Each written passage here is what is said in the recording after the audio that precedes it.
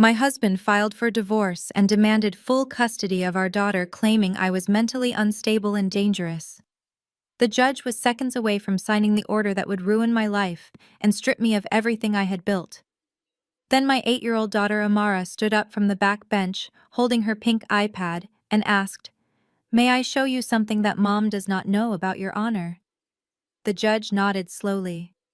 When the video started playing on the courtroom monitors, the entire room froze in silence, including the husband who thought he had committed the perfect crime. I am Dominique, 38 years old, and until this morning, I was the CEO of a multi-million-dollar logistics firm based here in Atlanta. Now I am sitting in the defendant chair of the Fulton County Family Court, trying to remember how to form words. My tongue feels like it is made of lead, which is a side effect of the yellow pills my husband Kendrick insisted I take for my nerves this morning. He told me they were just strong vitamins to help me get through the stress of the trial, but as I watch him wipe a non-existent tear from his cheek, I realize they were designed to make me look exactly like this: lethargic, confused, and incapable of defending myself against his lies. Kendrick stands at the podium, his voice trembling with a practiced sorrow that makes me want to scream if I had the energy. He is telling Judge Vane that I have become a danger to our child, and that the stress of my business has turned me into an abusive alcoholic who throws wine bottles at him whenever he tries to help. Your Honor, I love my wife. Kendrick says, his hand resting on his heart, looking like the perfect grieving saint. But I cannot let our daughter Amara grow up in a war zone anymore. Dominique needs help, professional help, in a facility where she cannot hurt anyone, including herself. I grip the edges of the wooden table, my knuckles turning white beneath my dark skin. I want to stand up and shout that he is lying, that the only reason he wants me in a psychiatric facility is so he can gain power of attorney and sell my shipping containers and the port land I inherited from my father. But when I try to open my mouth, only a dry croak comes out. My lawyer looks at me with pity mixed with frustration. He nudges my elbow and whispers, "Pull yourself together, Dominique. You are looking guilty, and you are losing this case." I blink slowly, trying to focus on the blur that is my husband. He is wearing the navy blue suit I bought him for our anniversary last year. The same suit he wore to the charity gala where he first started telling our investors that I was having a breakdown. It is a masterclass in manipulation. He knows exactly which buttons to push to paint me as the angry and unstable woman, while he plays the patient and long-suffering husband who just wants to save his family. The court reporter types furiously, capturing every lie as if it were gospel truth. The air conditioner hums loudly, but it cannot drown out the sound of my life being dismantled brick by the man I promised to love forever. Before I continue this story, let me know where you are watching from in the comments below. Hit like and subscribe if you have ever had someone use your trust against you. Next, the bailiff called Jessica Miller to the stand. Jessica is Kendrick's sister-in-law, and the woman who has spent the last 6 months systematically dismantling my sanity within the walls of my own home. She walked to the witness stand wearing a soft pastel cardigan and a string of pearls looking like the picture of suburban innocence. She glanced at me briefly with wide, fearful eyes before turning her attention to Judge Vane. It was a performance worthy of an Academy Award. I watched her wipe a non-existent tear from her cheek as she took the oath. Jessica knew exactly how to weaponize her fragility. In the eyes of the court, she was the concerned aunt stepping in to save a broken family. In reality, she was a vulture who had been picking at the carcass of my marriage since the day she moved into our guest suite. "Mrs. Miller, please tell the court what you witnessed on the night of October 12th. Kendrick's lawyer asked her gently, as if speaking to a traumatized child. Jessica took a shaky breath and gripped the railing of the witness box. "I was in the kitchen making tea. I heard shouting coming from the master bedroom. It was Dominique. She was screaming so loud I thought the windows would shatter. I ran upstairs because I was terrified for my brother-in-law. When I opened the door, I saw her holding a heavy glass vase. She looked primal. I tried to shake my head to signal that she was lying, but my neck felt stiff. The drugs Kendrick had given me were making my limbs feel like they weighed 1,000 pounds. I wanted to scream that I was not holding a vase. I was holding onto the dresser for support because Jessica had spiked my dinner with sedatives that night, but the words died in my throat. Jessica continued, her voice trembling just enough to sound credible. I am not a person who likes conflict, Your Honor. I tried to calm her down. I told her to think of Amara. But Dominique is just so naturally aggressive. You know how it is. She has this intimidation about her that makes you feel unsafe in your own home. I grabbed Kendrick and pulled him out of the room before she could throw it. I truly believe that if I had not been there, she would have killed him. The judge leaned forward, listening intently. I saw the shift in his eyes. He was buying it. He was buying the narrative of the angry, dangerous black woman terrorizing her gentle husband and his sweet, fragile sister-in-law. Jessica dabbed at her eyes with a tissue. I do not want to take Amara away from her mother. Your Honor, she sobbed softly.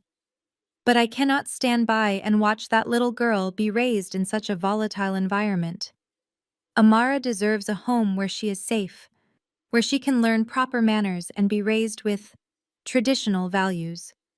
I am willing to take full custody of her along with Kendrick until Dominique gets the mental help she clearly needs. My blood boiled beneath the lethargy. Traditional values. I knew exactly what she meant. She meant whitewashing my daughter.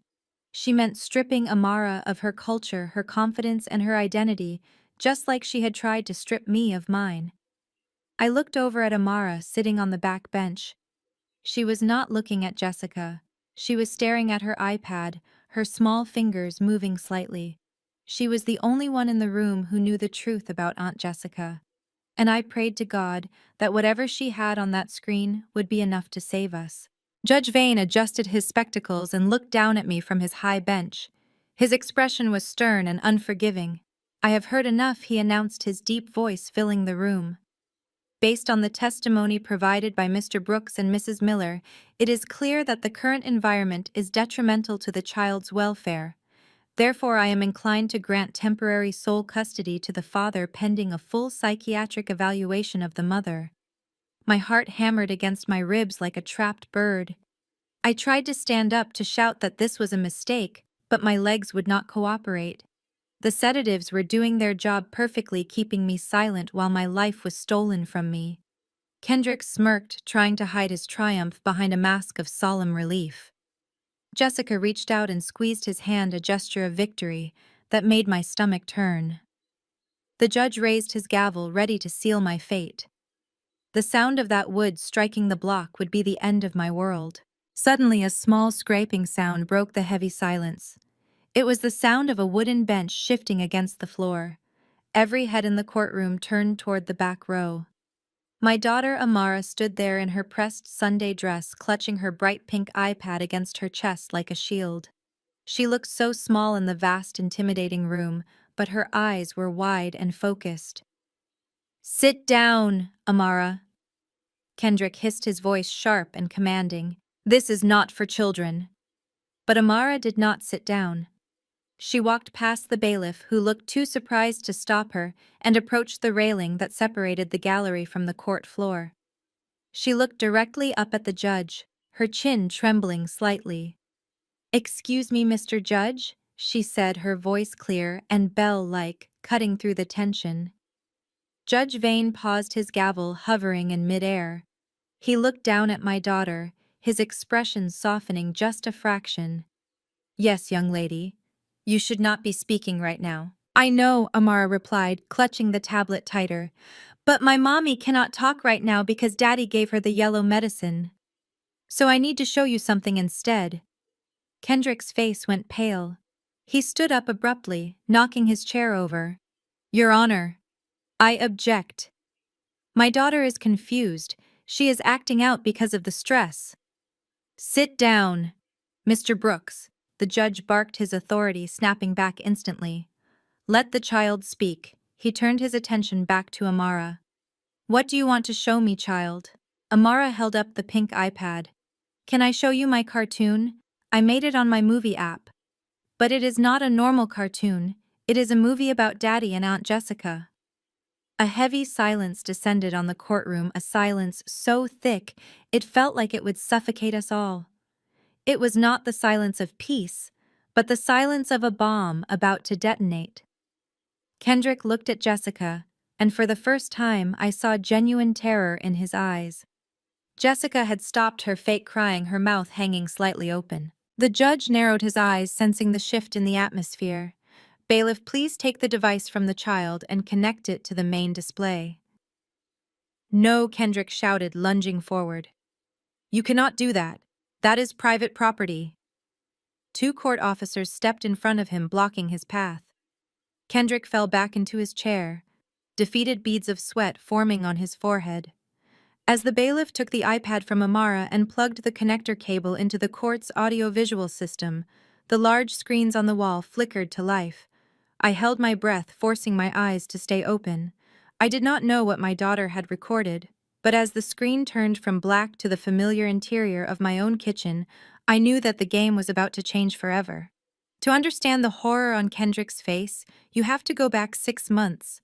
Back to a time when I was not a trembling woman in a defendant's chair, but the queen of the Atlanta shipping district. My life was a symphony of controlled chaos, and I was the conductor. I remember standing on the dock overlooking a sea of colorful shipping containers, listening to the mechanical hum of the cranes loading cargo onto a vessel bound for Singapore. I had built Brooks Logistics from a single truck into a multi-million-dollar empire. I commanded respect in an industry dominated by men, and I made no apologies for my success. Kendrick played the role of the supportive husband perfectly in public. He was a life coach, which was a fancy way of saying he spent his days posting motivational quotes on Instagram and spending my money on designer suits. On the surface, we were the power couple of the year. But looking back, I should have noticed the way his smile never reached his eyes when people congratulated me on my awards. I should have seen the simmering resentment of a man who felt small in the shadow of his wife's skyscraper. The turning point came on a rainy Tuesday in November. I was driving my Mercedes G-Wagon home from a late meeting. The car was a tank built for safety and reliability. I was navigating the winding roads of the Buckhead suburbs, thinking about Amara's upcoming piano recital. As I approached a sharp curve near the ravine, I tapped the brakes to slow down. The pedal went all the way to the floor. There was no resistance, no friction, just the terrifying weightlessness of a 2-ton metal beast hurtling out of control. I pumped the brakes frantically, panic seizing my chest. Nothing happened. The guardrail loomed closer in the headlights. I yanked the steering wheel, trying to drift into the embankment to stop the momentum, but the wet asphalt had other plans. The world spun violently as the car smashed through the barrier and rolled down the slope. The sound of crunching metal and shattering glass filled my ears before everything faded into a merciful blackness. When I woke up, the sterile smell of the hospital assaulted my senses. My left leg was encased in a heavy cast suspended in traction. The doctor told me I had shattered my tibial plateau and would need months of bed rest and rehabilitation. Kendrick was sitting by my bedside, holding my hand with tears streaming down his face. "Thank God you are alive, Dominique," he sobbed. "I do not know what I would do without you." At the time, I thought he was crying out of relief. I was so touched by his devotion that I ignored the police officer who came by later that afternoon. The officer mentioned that the preliminary inspection of the vehicle showed a clean severance of the brake line. "It looked like a cut, not a rupture," he said, frowning. But before I could ask what he meant, Kendrick ushered him out of the room, claiming I needed rest. He kissed my forehead and promised to take care of everything. And that is exactly what he did. He took care of everything, starting with my freedom. I returned to a home that suddenly felt less like a sanctuary and more like a prison. The doctors had discharged me with a strict regimen of painkillers and an even stricter order for bed rest. My leg was encased in a heavy plaster cast that felt like an anchor dragging me down. As Kendrick wheeled me into the foyer, I felt a wave of exhaustion wash over me. I looked at the vibrant oil painting hanging above the console table, a piece I had commissioned from a local Ghanaian artist. Its bold yellows and deep reds usually gave me energy, but today they just blurred together. Kendrick parked my wheelchair in the center of the living room and knelt beside me, holding my hands. "Babe, we need to talk about logistics," he said, his voice dripping with feigned concern. "I cannot run the house and take care of you and manage Amara all by myself. I am drowning here, Dominique." I tried to sit up straighter, ignoring the throbbing in my shin. "We can hire a nurse, Kendrick. We have the money." "No strangers," Kendrick insisted, shaking his head. "You need family. That is why I asked Marcus and Jessica to come stay with us for a while, just until you are back on your feet." Before I could protest, the front door swung open. Jessica walked in carrying 2 large suitcases, as if she were moving in permanently rather than visiting. She was followed by Marcus, Kendrick's brother, who looked apologetic but silent as always. Jessica did not even say hello. She dropped her bags and immediately started scanning the room, her eyes darting from my velvet emerald sofa to the abstract sculptures on the mantel. "Oh my goodness," she sighed, walking over to me and patting my head like I was a golden retriever. "You poor thing. No wonder you crashed that car. This house is so loud." I frowned. "What do you mean loud?" Jessica gestured vaguely at the room. "The colors, Dominique. The textures. It is all so overstimulating. How can you expect to heal in a place that is screaming for attention? It is very aggressive energy." "I love this house," I said, my voice weak but firm. "I designed the interior myself." "Well, that explains a lot," Jessica murmured under her breath. She turned to Kendrick with a bright professional smile. "Kendrick, if I am going to be taking care of things here, we need to make some changes. We need to embrace minimalism. Whites, beiges, clean lines. We need to strip all of this clutter away so Dominique's mind can rest. A chaotic home creates a chaotic mind." I felt a cold knot form in my stomach. She was not talking about cleaning up. She was talking about erasing me. My home was a reflection of my heritage and my success. Every artifact and every color told a story of where I came from. Jessica wanted to whitewash it all under the guise of medical necessity. I looked at Kendrick, expecting him to defend our home. He loved showing off this living room to his friends. But instead, he nodded slowly, looking at the room as if seeing it through Jessica's critical eyes for the first time. "She has a point, babe," Kendrick said, avoiding my gaze. "It is a bit much in here. Maybe we could store some of the art in the garage. Just for now. Just to make it easier for Jessica to keep things clean." I realized then that the accident had taken more than just my mobility. It had stripped away my authority. Jessica smiled a tight, victorious smile and began moving a stack of my architecture magazines off the coffee table, tossing them into a bin like trash. "We are going to fix this," she said. "By the time I am done, you won't even recognize this place." And she was right. I would not recognize my home, and soon I would barely recognize my own life. The first major battle of my confinement happened in the kitchen just 3 days after Jessica arrived. I was still confined to my wheelchair, but I had managed to wheel myself to the kitchen island. I craved comfort food, something to heal my body and my spirit. I had spent the morning carefully preparing my grandmother's recipe for gumbo. The rich aroma of rue, bell peppers, and spices filled the air, making the house feel like home again for the first time since the accident. I was just about to add the shrimp when Jessica breezed into the room, wrinkling her nose as if she had smelled a gas leak. "Oh, wow," she said, fanning the air in front of her face. "It is very pungent in here, Dominique. What on earth are you making?" "It is gumbo," I said, stirring the pot with pride. "My grandmother's recipe. It is exactly what I need right now." Jessica walked over to the stove and peered into the pot with a look of genuine concern. "Oh, honey, look at all that oil. And those spices." She shook her head sadly. "This is not good for inflammation. When you are healing from a major trauma, like a car crash, your body needs clean, simple fuel. Not this heavy soul food. It is just going to clog your arteries and slow down your recovery." Before I could stop her, she grabbed the handles of the heavy pot, using 2 oven mitts. "What are you doing?" I asked, my voice rising in panic. "Put that down. I am helping you make better choices," Jessica said calmly. She walked to the sink, and before I could wheel myself around the island to stop her, she tipped the pot forward. I watched in horror as hours of work and generations of tradition were washed down the garbage disposal. The dark, rich broth swirled away, leaving only the smell of betrayal in the air. "Are you crazy?" I screamed, slamming my hand on the counter. "That was my dinner. That was my comfort." Jessica did not flinch. She simply turned on the faucet to rinse the pot. "I am making you some poached chicken and steamed zucchini instead. You will thank me later when your swelling goes down." I was shaking with rage, tears stinging my eyes. I reached for the phone to call Kendrick to tell him to get this woman out of my house.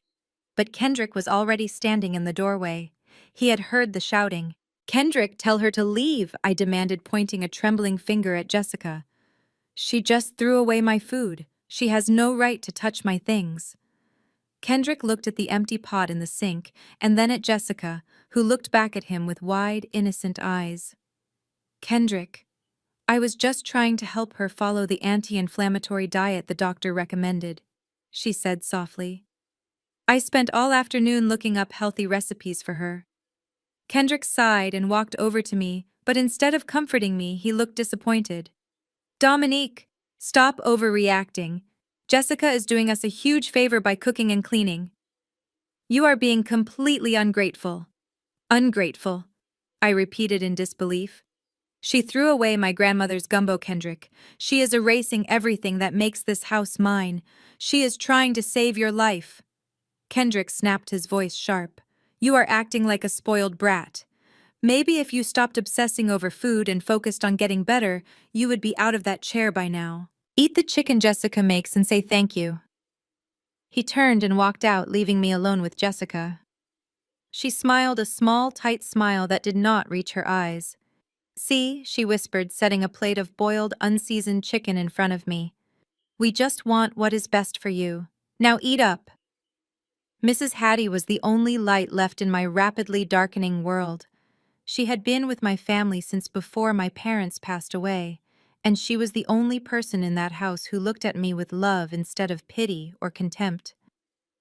While Jessica tried to starve me on boiled chicken and water, Mrs. Hattie would sneak into my room late at night with protein bars and whispered prayers. She was my lifeline, my connection to reality, and the only witness to the slow erasure of my existence, which is exactly why they had to get rid of her. The hammer dropped on a Friday morning. I was dozing in my wheelchair by the window when a piercing scream shattered the silence. It was Jessica.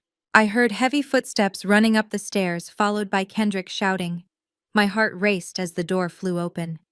Kendrick marched in, dragging a terrified-looking Mrs. Hattie by the arm, while Jessica followed behind, sobbing into a silk handkerchief.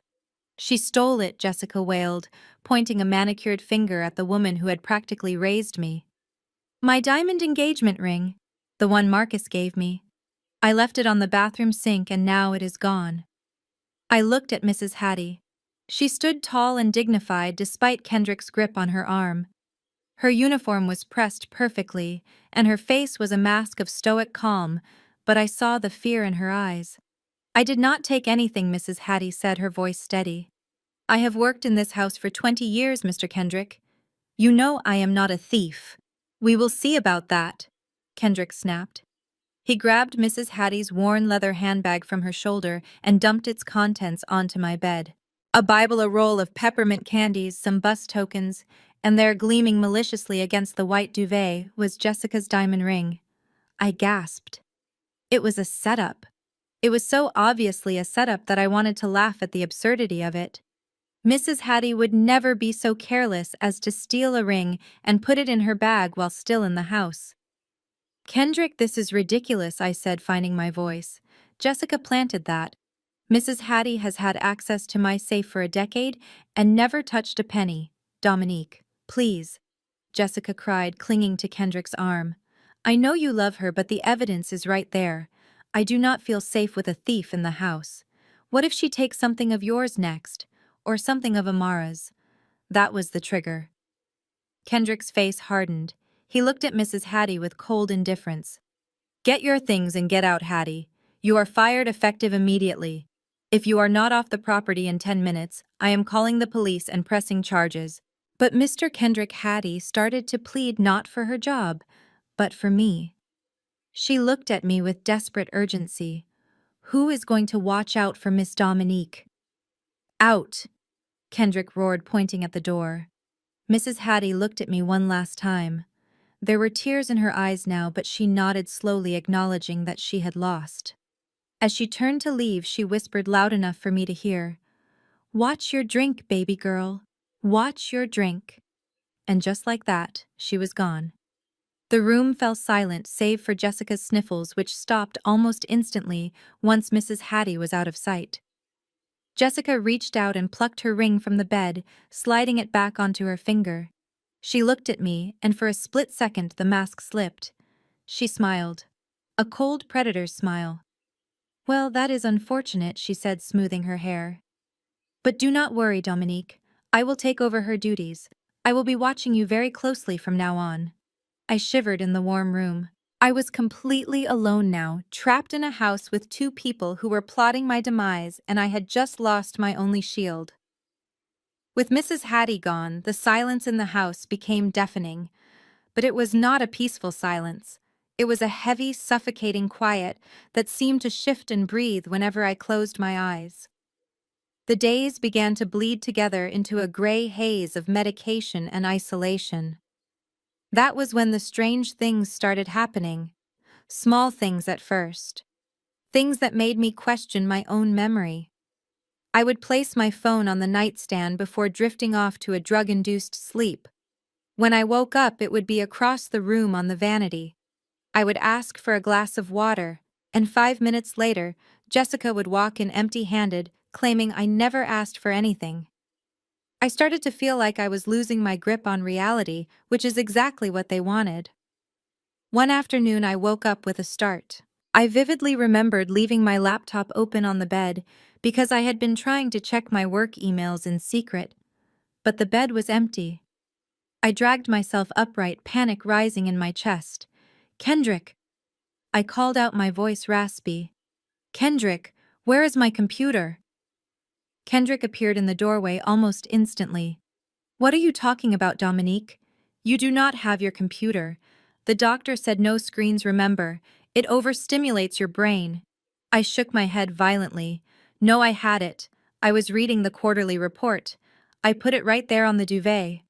Jessica stepped into the room, standing just behind Kendrick like a shadow. "Oh, honey," she said with that pitying smile that made my skin crawl. "You must have been dreaming again.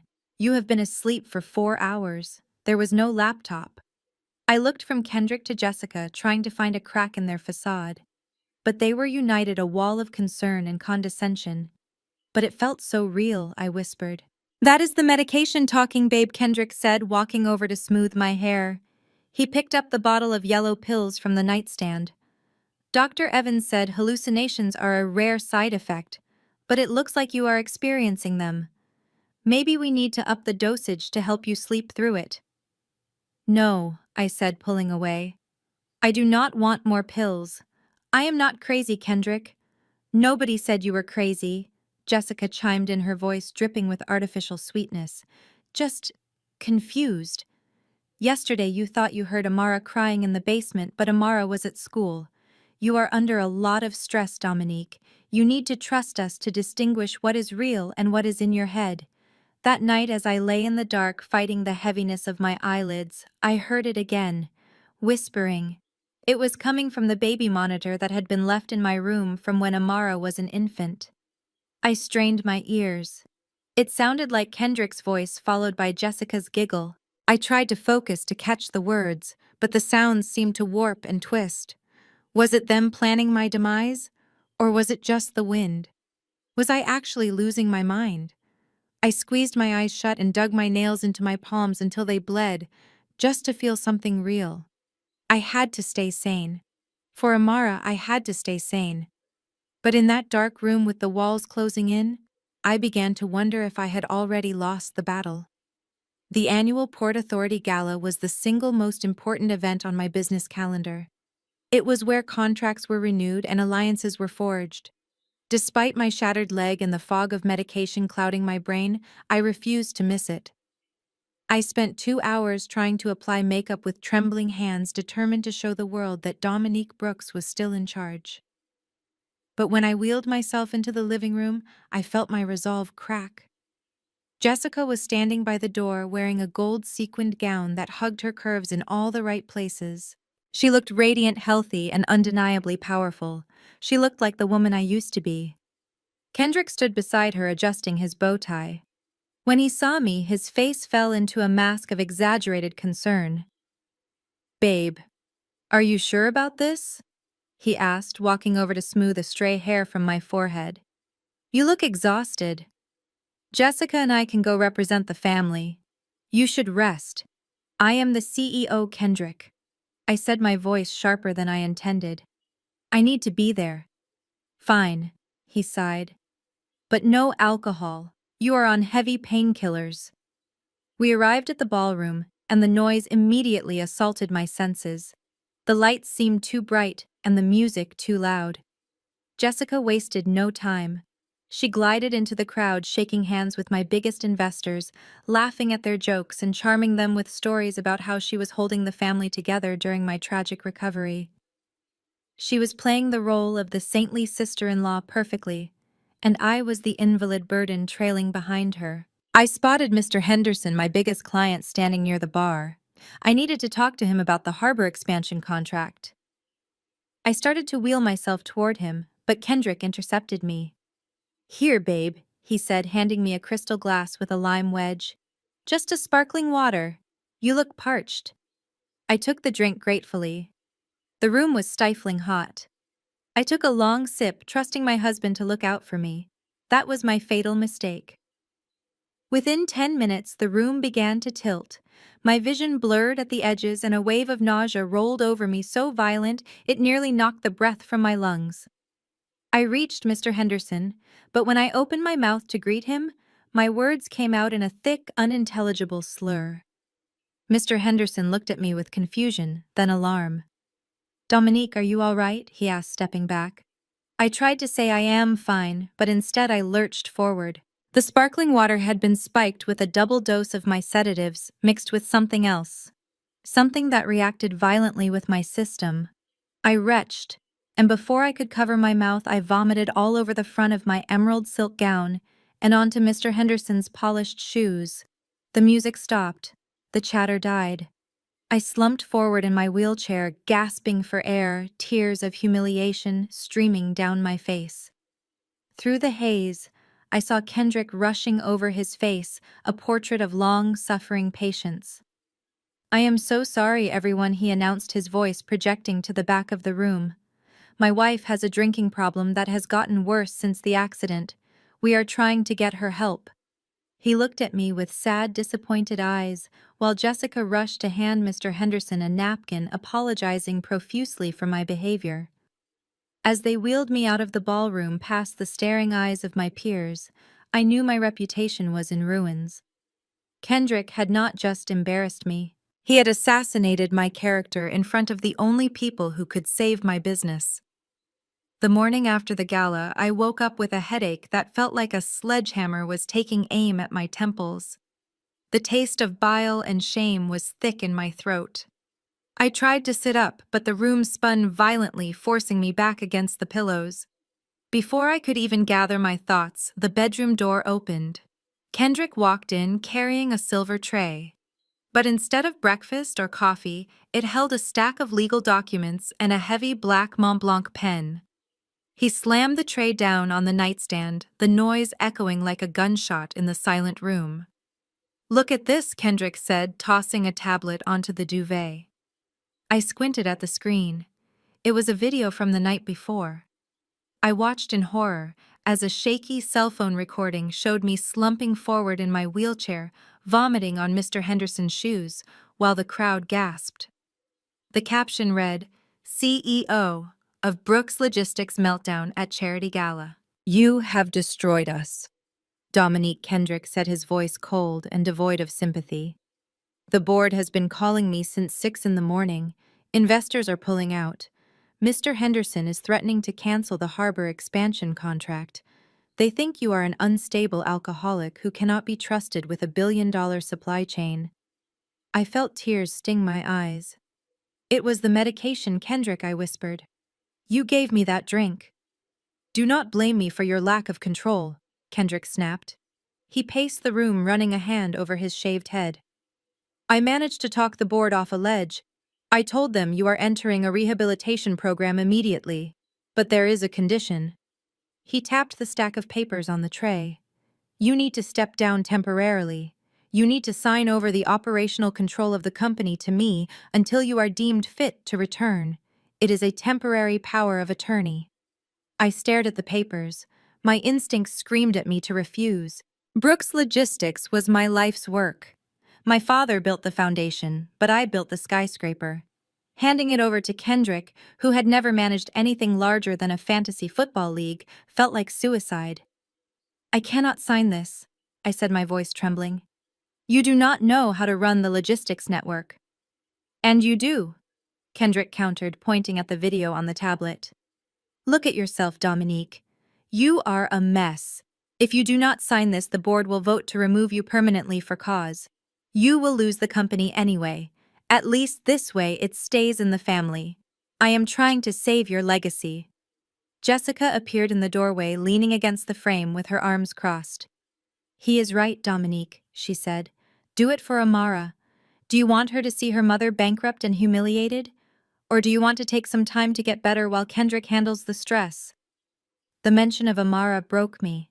I looked at my husband's face, searching for the man I married, but all I saw was a stranger in a suit. I was too weak to fight, too sick to think clearly. With a shaking hand, I picked up the pen. The tip scratched against the paper as I signed my name, sealing my fate. Kendrick snatched the papers away the moment the ink was dry. He checked the signature, and for the first time that morning he smiled. It was not a warm smile. It was the smile of a wolf that had finally cornered its prey. You did the right thing, babe, he said, sliding the documents into his briefcase. Now go back to sleep. You have a long recovery ahead of you. The erasure of my daughter did not happen all at once. It happened in agonizing little steps, starting with her crown. One afternoon I heard Amara crying in the bathroom. I dragged myself to the door, leaning heavily on my crutches. What I saw made my stomach turn. Jessica had Amara sitting on a stool in front of the vanity. The air was thick with the acrid smell of burnt hair. Jessica was pulling a steaming hot comb through Amara's beautiful natural curls, forcing them into submission until they hung limp and straight against her shoulders. Stop it! I rasped, my voice weak from the medication. You are hurting her. She loves her curls. Jessica did not even look at me. She just continued to pull the comb through Amara's hair with a grim determination. Beauty is pain, Dominique. You of all people should know that. Amara cannot go to the private school orientation looking like this. Her hair is unkempt. It looks wild and aggressive. We need to tame it so she looks presentable. So she looks civilized. Amara looked at me in the mirror, tears streaming down her face. Mommy, make her stop, she whimpered. It burns. I tried to step forward, but my leg gave out, and I stumbled against the doorframe. Jessica simply tutted and turned Amara's chair around. Now for the wardrobe. No more of those dreadful denim overalls. You are a little lady, Amara, not a construction worker. She pointed to a pile of clothes on the floor. It was a mountain of pink, scratchy tulle and lace. Dresses that looked like they belonged on a porcelain doll from the 1950s, not a vibrant 8-year-old girl who loved coding and soccer. I am not wearing that, Amara said, finding a sudden spark of defiance. I hate pink. I want my NASA shirt. You will wear what I tell you to wear. Jessica snapped, her voice losing its sugary coating. You are going to look like a proper young lady if it kills me. Your mother might have let you run around looking like a hoodlum, but that ends today. Put on the dress, Amara. No, Amara shouted, standing up and knocking the stool over. You are not my mommy. You are just a mean lady who wants my daddy's money." The silence that followed was terrifying. Jessica's face went cold. She walked over to Amara and grabbed her by the upper arm, digging her long nails into my daughter's skin. "You need a timeout," Jessica said quietly. "A long one.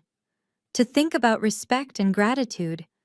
She dragged a kicking and screaming Amara down the hallway to the small guest room at the end of the corridor. She shoved my daughter inside and locked the door from the outside. "Let her out!" I screamed, pounding my fist against the wall. "You cannot lock her in there. It is the reflection room," Dominique, Jessica said calmly, pocketing the key. "She stays in there until she learns how to behave like a civilized human being. And if you try to open that door, I will tell Kendrick you attacked me again. And then he will have no choice but to send you away for good. Do you want to leave your daughter alone with me permanently?" I slumped to the floor defeated, listening to Amara's muffled sobs through the door. I had never felt so powerless in my life. Jessica was not just breaking my spirit, she was breaking my child's spirit, and I was too weak to stop her. My last hope arrived at 6 o'clock in the evening. Marcus walked through the front door looking tired from his job at the bank. He was Kendrick's older brother and Jessica's husband. For years I had known him as a gentle, soft-spoken man who loved barbecue and football. I thought that surely he would see the insanity of what was happening in my house. I thought he would be the voice of reason that would save us. I was wrong. "Marcus." I cried out, wheeling myself toward him as fast as my arms could manage. "You have to help me. Jessica has locked Amara in the guest room. She has been in there for 3 hours without food or water. Please, Marcus, make her unlock the door." Marcus stopped and looked at me. Then he looked at Jessica, who was sitting on the sofa, calmly sipping a glass of wine. He did not look angry at his wife. He looked weary. He looked like a man who had been told a story 1,000 times and had finally accepted it as truth. Jessica set her wine glass down and stood up, walking over to her husband to straighten his tie. She lowered her voice to a conspiratorial whisper, but I could hear every word. "See what I mean, Marcus? She has been frantic like this all day, creating drama where there is none. Amara is just in a time-out because she threw a tantrum. We are trying to instill some discipline." Marcus looked at me, and for the first time I saw fear in his eyes. Not fear for me, but fear of me. Jessica had done her work well. She had convinced him that I was a ticking time bomb. Dominique, Marcus said slowly, stepping back as I approached. "Maybe you should listen to Jessica. She raised 3 of her younger sisters. She knows about children. You have been different lately." "Different," I choked out. "Marcus, they are drugging me. They fired Mrs. Hattie. They are taking over my house. How can you not see this?" Marcus shook his head sadly. "I saw the video from the gala, Dominique. I saw you drunk and screaming at your investors. That is not the woman I know. Kendrick showed me the doctor's report. He says you are having a psychotic break triggered by the trauma of the accident. We just want you to get better." I stared at him in horror. The betrayal cut deeper than any knife. Marcus was a smart man, but he was weak. He was so terrified of conflict with his domineering wife that he chose the path of least resistance. He chose to believe the lie because the truth was too inconvenient to handle. "Please, Marcus," I begged, tears streaming down my face. "Just open the door. Just let me see my daughter." Jessica stepped between us, placing a hand on Marcus's chest. "Go upstairs and shower, honey. I will handle this. Dominique is just having another episode." Marcus looked at me one last time, then looked at the floor. "Listen to Jessica," he mumbled. "She is only trying to help." Then he turned and walked up the stairs, leaving me alone with the woman who had stolen his spine and was now stealing my life. As I watched him go, I realized that there was no one coming to save me. The cavalry was not coming. If I wanted to survive this, I was going to have to save myself. But first, I had to survive the night. The master suite became my entire world. It was a gilded cage with 4 walls of silk wallpaper and windows that looked out onto a life I used to lead. Kendrick had confiscated my phone the morning after Marcus visited. He claimed it was strictly for my mental hygiene. No emails, no news, no social media. He said the blue light was triggering my episodes, but I knew the truth. He was cutting off my tongue so I could not scream for help. Jessica did not just act as my nurse, she began to audition for the role of my replacement. It started subtly, but soon became a blatant display of dominance. One afternoon, she walked into my room, carrying a tray of lukewarm soup. My breath caught in my throat. She was wearing my vintage silk kimono, the hand-painted robe I had bought in Kyoto on a business trip. It was a piece I cherished, a symbol of my independence and success. And she was wearing it, as if it were a cheap bathrobe from a discount store. "That is mine," I whispered, my voice raspy from disuse. "Take it off, Jessica." "Oh, this old thing," she said, looking down at the silk and smoothing it over her hips. "I just threw it on because I spilled coffee on my blouse." "Do not be so possessive, Dominique. It fits me better anyway. You have lost so much weight lately, you would just swim in it." She set the tray down and walked over to my vanity table. It was covered in my perfumes, my jewelry, and my expensive skincare products. Jessica sat down on my velvet stool and began to idly play with a bottle of my Chanel No. 5. "I have been handling the household accounts," she said, spraying a cloud of my signature scent into the air. "You would be shocked at how much money you are wasting on staff. I fired the landscapers and the pool boy. Kendrick and I agreed that we need to tighten the budget if we are going to weather this storm." "You fired them," I choked out. "Those men have families. I have employed them for years." "They were overcharging you," Jessica replied, checking her reflection in my mirror. She applied a layer of my lipstick, pursing her lips. "Besides, we need privacy right now. We do not need strangers wandering around the property seeing you in this state." She stood up and twirled around the silk kimono, flaring out. I closed my eyes, unable to watch her parade around in my skin. She was erasing my presence in my own home. She was making decisions, spending my money, and wearing my clothes. She was the lady of the house now, and I was just the embarrassing secret locked away upstairs. "Eat your soup, Dominique," she said, walking toward the door. "I have a dinner party to plan." Kendrick invited some of his friends over to celebrate his new business venture. "It is a shame you cannot join us, but do not worry. I will be the perfect hostess in your place." The door clicked shut, and the sound of the lock turning was the loudest noise in the room. I was a prisoner in the empire I had built, and my jailer was wearing my clothes. They stopped lowering their voices around the third week. That was when I realized I had officially ceased to be a person in their eyes. I had become furniture, a piece of inventory in the house they were already mentally liquidating.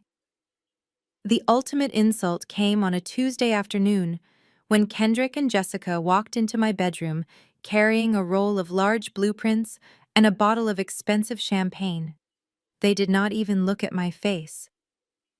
Instead, Kendrick cleared the magazines off the foot of my bed and unrolled the blueprints right over my paralyzed legs, using my cast as a paperweight. "Look at this," Kendrick said, tracing a line on the map with his finger. "This is the prime sector, the Southside Harbor land. Dominique has been sitting on this for 5 years, refusing to develop it because it was her father's legacy. But the developers from Miami do not care about legacy. They care about deep water access." Jessica leaned over the map, her hip brushing against my shoulder as if I were a bolster pillow. "And you are sure we can sell it without her signature?" she asked, taking a sip of champagne. Kendrick tapped the breast pocket of his jacket. "I have the power of attorney, Jessica. As long as Dr. Evans certifies that she is incapacitated, I can liquidate any asset I want to pay for her medical care. And let us be honest. Her medical care is going to be very expensive in that private facility in Switzerland." I lay there listening to my husband sell my birthright. The Southside Harbor land was not just dirt and water. It was the first piece of property my father ever bought. He had worked double shifts at the docks for 20 years to afford that plot. He told me it was the anchor of our family, and now Kendrick was planning to trade it for a quick cash infusion to fund his lifestyle with his brother's wife. "How much are they offering?" Jessica asked, her eyes gleaming with greed. 20 million, Kendrick said, grinning. Cash. We can close the deal by the end of the month. Once the money hits the offshore account, we are set. We can finally start that luxury lifestyle brand we talked about. 20 million. I wanted to laugh. I wanted to sit up and tell them that they were idiots, that land had been appraised at 60 million just last year because of the new trade route expansion. They were selling my legacy for pennies on the dollar because they were too stupid to understand the market. But I bit the inside of my cheek until I tasted copper. I kept my breathing shallow and my eyes half closed. Jessica looked down at me then. She waved a hand in front of my face like she was shooing a fly. Look at her, she sneered. She does not understand a word we are saying. The great CEO, Dominique Brooks. Now look at her, drooling on her pillow while the adults do business. She is gone, Kendrick said, dismissing me with a shrug. The Dominique we knew is not coming back. We are doing her a favor, really. She would not want to burden us. He poured another glass of champagne, and they clinked glasses right over my body. To new beginnings, Jessica said. To new beginnings, Kendrick echoed. As they drank, I made a silent vow. They thought I was a vegetable. They thought my mind was broken. But they had just made a fatal error. They had revealed their hand. I knew the timeline, I knew the price, and I knew exactly how much they were underestimating me. I was not gone. I was just waiting. And when I rose from this bed, I would not just take back my land. I would bury them in it. While I was rotting in my bedroom, convinced I was losing my mind, my 8-year-old daughter was witnessing the actual madness downstairs. Amara told me later that she had crept out of her room one evening because she was thirsty. The house was dark, but the kitchen lights were dimmed to a romantic glow. Amara stopped at the bottom of the staircase, her bare feet silent on the hardwood, when she heard a sound that did not belong. It was laughter. Low, intimate laughter that made her stomach tighten. She peeked around the corner, clutching her teddy bear, expecting to see her Uncle Marcus and Aunt Jessica having a late-night snack. But Marcus had gone home hours ago. Standing by the marble island were my husband and his sister-in-law. They were not discussing my medical care. They were not looking over bills. They were standing so close that not even a sheet of paper could fit between them. The next morning, Kendrick walked into my room with his usual mask of concern, carrying a glass of water and the small paper cup containing my medication. For weeks, I had swallowed those yellow pills without question, trusting that my husband wanted me to heal. But after what I had witnessed in the kitchen the night before, trust was a luxury I could no longer afford. "Here you go, babe," Kendrick said, sitting on the edge of the bed. "Dr. Evans said it is crucial you keep the levels consistent in your blood." I sat up slowly, feigning the grogginess he expected to see. I reached for the cup and looked down at the pill. It was yellow and oval, just like the ones I had been taking for anxiety. But as the morning sunlight hit it, I noticed something different. The imprint on the side was not the alphanumeric code for the anti-anxiety medication I had been prescribed years ago. It was a slightly different shape. A generic sedative. A strong one. My heart hammered against my ribs, but I forced my face to remain slack. I popped the pill into my mouth, but instead of swallowing, I slid it expertly under my tongue. I took a large gulp of water, tilting my head back to sell the performance. "Did it go down?" Kendrick asked, watching me closely like a hawk. I nodded and opened my mouth slightly, lifting my tongue just enough to show an empty space while keeping the pill tucked safely in the soft tissue beneath. "Good girl," Kendrick said, patting my knee. "Rest now. Jessica and I have a meeting with the real estate agent in an hour." As soon as the door clicked shut, I scrambled out of bed and limped to the bathroom. I spit the dissolving pill into a tissue and flushed it down the toilet, watching the chemical yellow swirl away. I did this for 3 days. The withdrawal was brutal. My hands shook and I sweat through my sheets at night as my body screamed for the sedatives it had become dependent on. But with every hour of pain, the fog in my brain began to lift. It was like waking up from a long coma. The colors in the room became sharper. My thoughts, which had been swimming in molasses, suddenly snapped into focus. I remembered where I put my files. I remembered the passwords to my bank accounts. And most importantly, I remembered exactly who I was. I was not a helpless invalid. I was a shark in the shipping industry. I had negotiated deals with hardened union bosses and navigated international trade wars. And I was letting two amateurs dismantle my life because I had been too drugged to fight back. On the third night of my sobriety, I lay in bed listening to the house settle. My mind was racing not with paranoia, but with strategy. I needed evidence. I knew they were planning to declare me incompetent, but I needed to know exactly when and how. I needed eyes and ears outside of this room. And then I remembered the one person in the house who was constantly underestimated just like me, my daughter Amara. It was Thursday when the executioner arrived wearing a white coat. Dr. Evans was not just any psychiatrist. He was Kendrick's golf partner and a man with a significant gambling debt that I knew about because I had once refused to loan him money to cover it. Now he was standing at the foot of my bed holding a clipboard that contained my death sentence. Kendrick stood by the door, arms crossed, guarding the exit like a warden. I let my head loll to the side, keeping my eyelids heavy and my breathing shallow. I had to play the part of the broken woman perfectly. If they suspected for even a second that I was lucid, they would force the pills down my throat, or worse. "She is getting worse," Doc Kendrick said, his voice dropping to a theatrical whisper. "Last night she tried to set fire to the curtains. She was screaming about snakes in the walls. She does not even recognize me anymore. It is unsafe for Amara. It is unsafe for everyone." I bit my tongue to keep from screaming. I had never set fire to anything. I had spent the night staring at the ceiling, counting the cracks in the plaster to keep my mind sharp. But Dr. Evans did not ask me for my side of the story. He did not check my vitals or ask about the withdrawal symptoms. Instead, he simply pulled a gold pen from his pocket and clicked it, a sound that echoed like a gunshot in the silent room. "It is a clear case of paranoid schizophrenia with violent tendencies," Evans announced without even touching me. "I am recommending immediate involuntary commitment. There is a facility in Switzerland that specializes in heavy cases like this. Very private, very secure. Once she is there, she will not be able to leave without a guardian's consent." Kendrick took the clipboard, his hands trembling slightly, not with fear but with excitement. "And this gives me full conservatorship." "Complete control," Evans confirmed. "You control her assets, her medical decisions, and her location.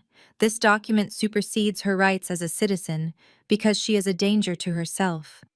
The ambulance will be here tomorrow morning at 8 to transport her to the airfield. Have her bags packed." "Thank you, Doc Kendrick," said, a smile spreading across his face that was pure evil.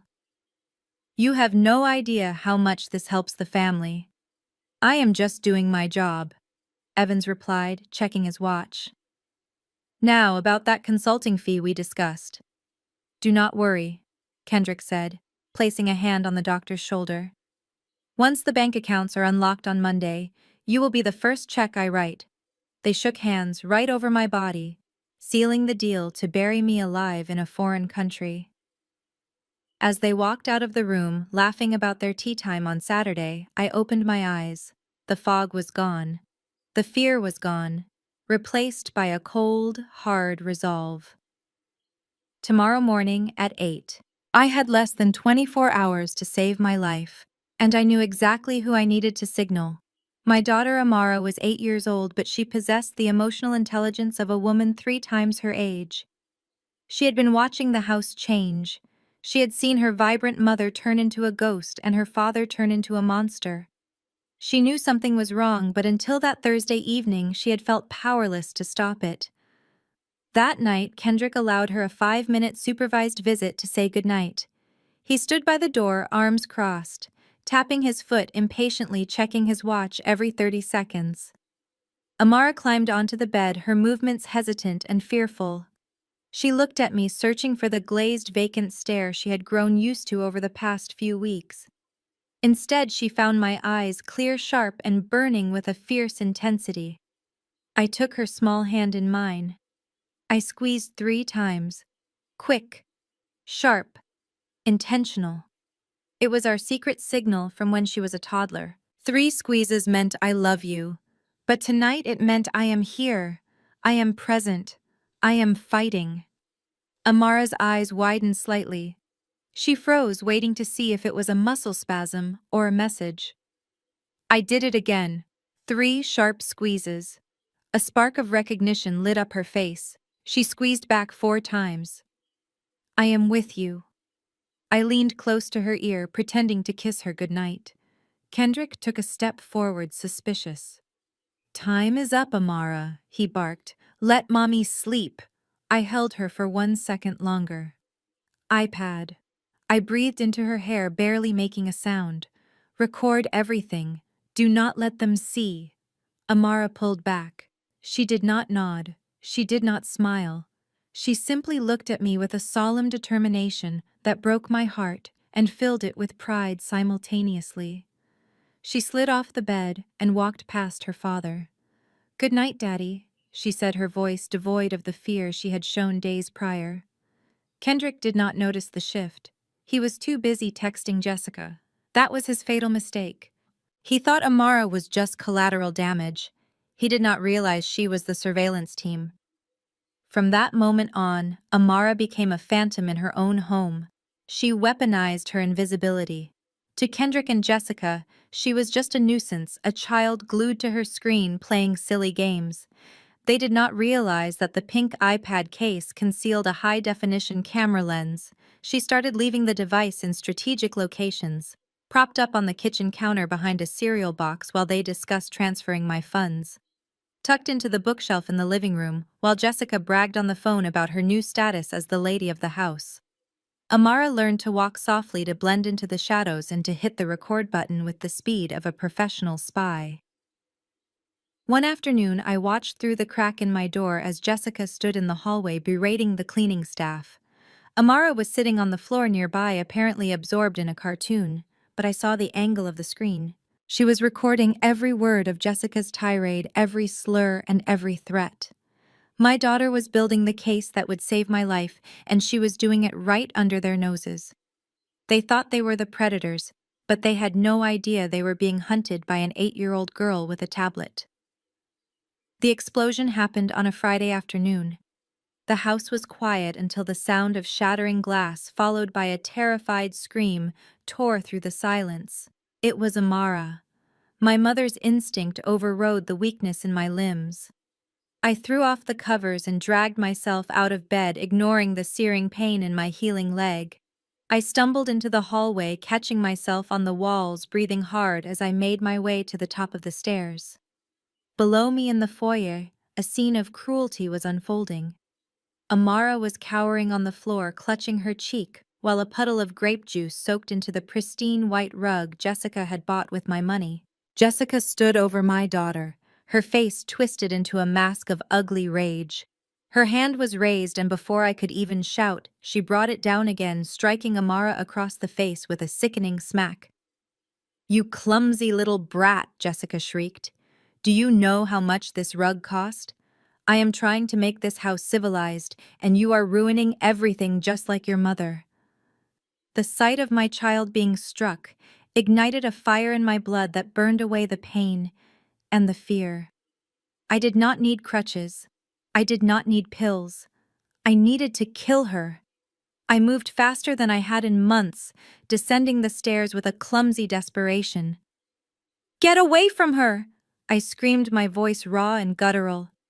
Jessica spun around, eyes wide with surprise, but she did not back down. She looked at me with disgust as I limped toward her, placing myself between her and Amara. "Oh, look who decided to wake up," Jessica sneered. "Your feral daughter just destroyed a $5,000 rug, Dominique. Since you refused to discipline her, I had to step in." "You touched her," I hissed, my hands shaking into fists. "You put your hands on my child. Get out of my house, Jessica. Get out now." I lunged forward, intending to push her out the door, but I never reached her. A heavy hand grabbed my shoulder and yanked me back with brutal force. It was Kendrick. He had emerged from the study, and instead of checking on his weeping daughter, he placed himself protectively in front of Jessica. "Calm down, Dominique," Kendrick roared, shoving me backward. "You are acting crazy again." Jessica was just disciplining her. He pushed me hard. Too hard for a woman recovering from a broken leg. I stumbled, my bad leg buckling under the pressure. I fell backward, my arms flailing for purchase, but finding only empty air. The back of my head collided with the sharp edge of the console table with a sickening crack before I hit the floor. White light exploded behind my eyes, followed by a warm trickle of liquid running down my neck. The room spun violently. Through the ringing in my ears, I heard Amara scream, a sound of pure terror. "Mommy," Amara cried, trying to rush to me, but Kendrick grabbed her by the back of her dress, holding her back. "Look what you made me do!" He spat down at me, not an ounce of remorse in his voice. "You are out of control, Dominique. You are violent and unstable." He turned to Jessica, who was looking at my bleeding head with a cold calculation. "Call the police, Jessica," he said calmly. "Tell them my wife has finally snapped. Tell them she attacked you and in the struggle she hurt herself. We cannot keep her here anymore. It is time for the professionals to take over." I lay on the floor watching my blood stain the hardwood, listening to my husband frame me for my own assault, while my daughter watched in helpless horror. The police arrived less than 10 minutes later, their blue lights flashing through the bay windows, casting a chaotic rhythm across the walls of my foyer. 2 officers walked in. One was a young rookie looking nervous, and the other was a seasoned veteran with a buzz cut and a look of annoyance on his face. Before they could even assess the scene, Jessica launched into her performance. She rushed toward them, clutching her chest, her breathing ragged and shallow. "Thank God you are here," she sobbed, collapsing slightly so the rookie officer had to catch her by the elbow. "I have never been so terrified in my life." She just snapped, "Officer." She went completely crazy. The veteran officer looked around the room. He saw the shattered glass, the stained rug, and me lying on the floor with blood matting my hair. Then he looked at Kendrick, who was standing calmly with his hands raised in a gesture of surrender. "What happened here?" the officer asked, his hand resting on his belt near his taser. "My wife," Kendrick said, his voice shaking with a fake sadness. "She has been struggling with severe mental health issues since her car accident. Today she had a violent episode. She attacked my sister-in-law. She was throwing things, screaming at our daughter. I tried to restrain her, but she threw herself backward and hit her head." The officer looked down at me. To him, I was not a victim. I was a suspect. I was the angry black woman bleeding on the floor, while the weeping white woman in pearls needed protection. He did not ask if I needed an ambulance. He did not ask for my side of the story. "Ma'am, stay on the ground," the officer commanded, stepping over me to hand Jessica a tissue. "Do not make any sudden movements." I tried to speak. I tried to tell him that my husband pushed me, that Jessica struck my child, but my head was swimming and my words came out in a garbled slur. "He pushed me," I whispered, pointing a trembling finger at Kendrick. "Arrest him." The officer exchanged a look with Kendrick, a look of male solidarity, a look that said, "Women right." "She is clearly disoriented," Kendrick said, tapping his temple. "The medication makes her paranoid. She thinks everyone is out to get her." Jessica blew her nose loudly. "We just want her to be safe, officer. We do not want to press charges. We just need a police report to show the doctors so we can get her admitted to a facility. She is a danger to herself and others." The officer nodded, pulling out his notepad. He began writing. I could see the words upside down, but the intent was clear. Domestic disturbance, suspect female, unstable, aggressive. That piece of paper was the final nail in my coffin. It was the official government stamp that validated their lies. "You are doing the right thing, sir," the officer said to Kendrick, tearing off the carbon copy and handing it to him. "Get her some help before she hurts someone else." As the police walked out, leaving me on the floor with my captors, Jessica stopped crying instantly. She looked down at me, holding the police report like a trophy. Her eyes were dry and cold. "See, Dominique," she whispered, leaning close so only I could hear. "The world sees what we show them, and right now they see a monster." The dust had barely settled from the police visit when Kendrick walked back into the room. The mask was completely gone now. There was no more furrowed brow or fake tears. He looked energized. He looked like a man who had just won the lottery. He held a thick manila envelope in his hand, and with a casual flick of his wrist, he tossed it onto the bed. It landed on my chest with a heavy thud. "Read it," Kendrick said, leaning against the doorframe with his arms crossed. "Although I doubt you have the mental capacity to understand the legal jargon right now." I pulled the papers out with trembling hands. I did not tremble from fear. I trembled from the sheer effort of holding back the rage that threatened to consume me. The bold letters at the top of the page screamed, "Petition for dissolution of marriage." I scanned the document, my eyes catching the key phrases that outlined the destruction of my life. Irreconcilable differences, spousal support, equitable distribution of assets. "You want half," I whispered, my voice barely audible. "You want half of my company. My father built that company from nothing. You never lifted a finger, Kendrick." "I supported you emotionally," Kendrick scoffed, pushing off the doorframe and walking toward the bed. "I was the face of the family while you were working late. That is worth 50%, Dominique. The law is on my side, especially now." He tapped the police report that was still sitting on the nightstand. "With this report and Dr. Evans' testimony proving your mental incompetence, I am going to get everything. I get the house, I get the alimony, and most importantly, I get the company. Jessica and I are going to sell it to the highest bidder and finally live the life we deserve." I flipped to the last page and felt my blood run cold. Paragraph 4. Sole physical and legal custody of the minor child, Amara Brooks, with supervised visitation for the mother at the discretion of the father. "You are trying to take my daughter," I said, looking up at him. "I am saving her," Kendrick corrected, a cruel smile playing on his lips. "You are unfit, Dominique.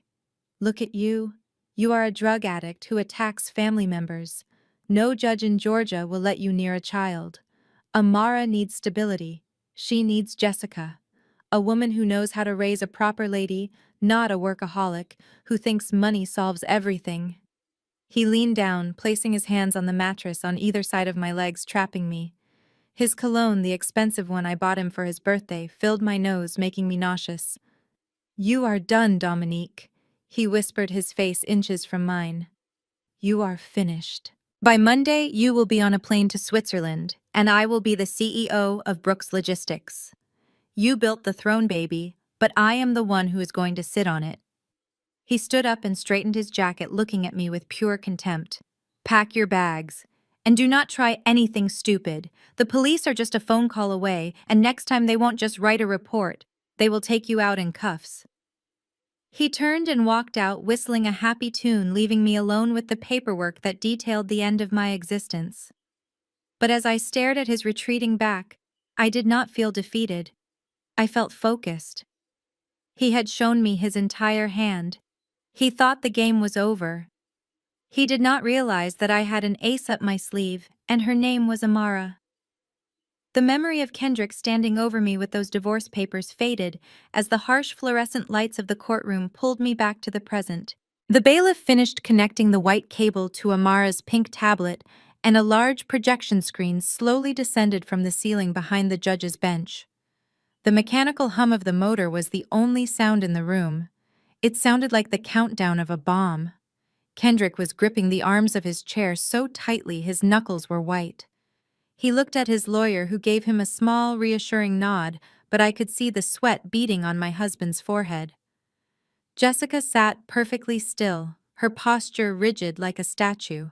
She was staring at the blank screen with a mixture of defiance and dread, knowing that whatever was on that device was recorded by a child she had underestimated.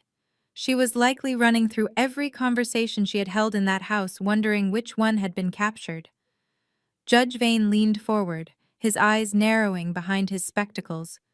"Proceed." he ordered, his voice echoing in the silence. The bailiff tapped the screen. The projection flickered to life.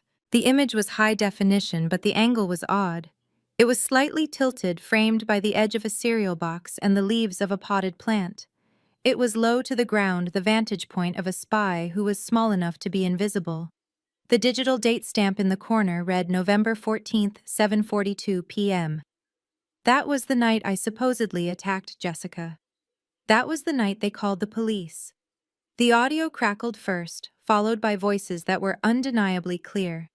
I watched the faces of the jury members shift from boredom to intense curiosity. On the screen, my kitchen appeared.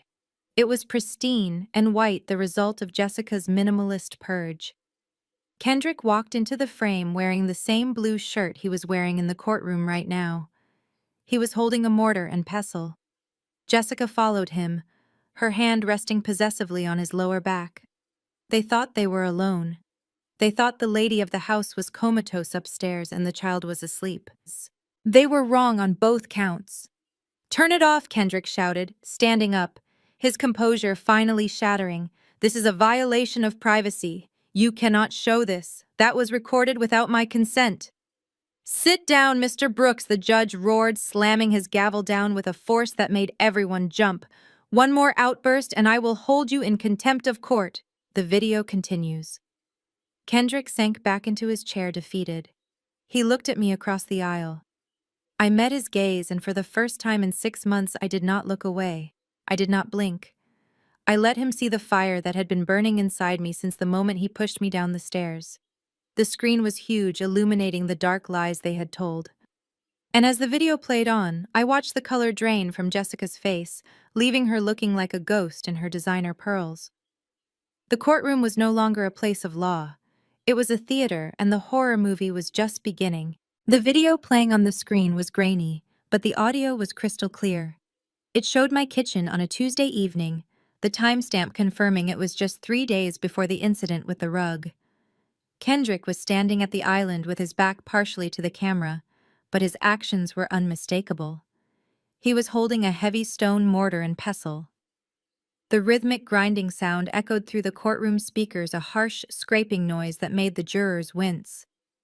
I watched as my husband tipped a handful of yellow pills into the stone bowl. He ground them down with a methodical intensity, his jaw set tight. Beside him, Jessica was leaning against the counter holding a glass of red wine. She looked relaxed. She looked like a woman who had already won. "Make sure it is a fine powder," Jessica said, taking a sip of her wine.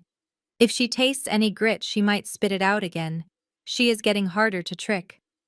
Kendrick scraped the yellow dust into a bowl of steaming oatmeal. "Do not worry," he replied, stirring it vigorously.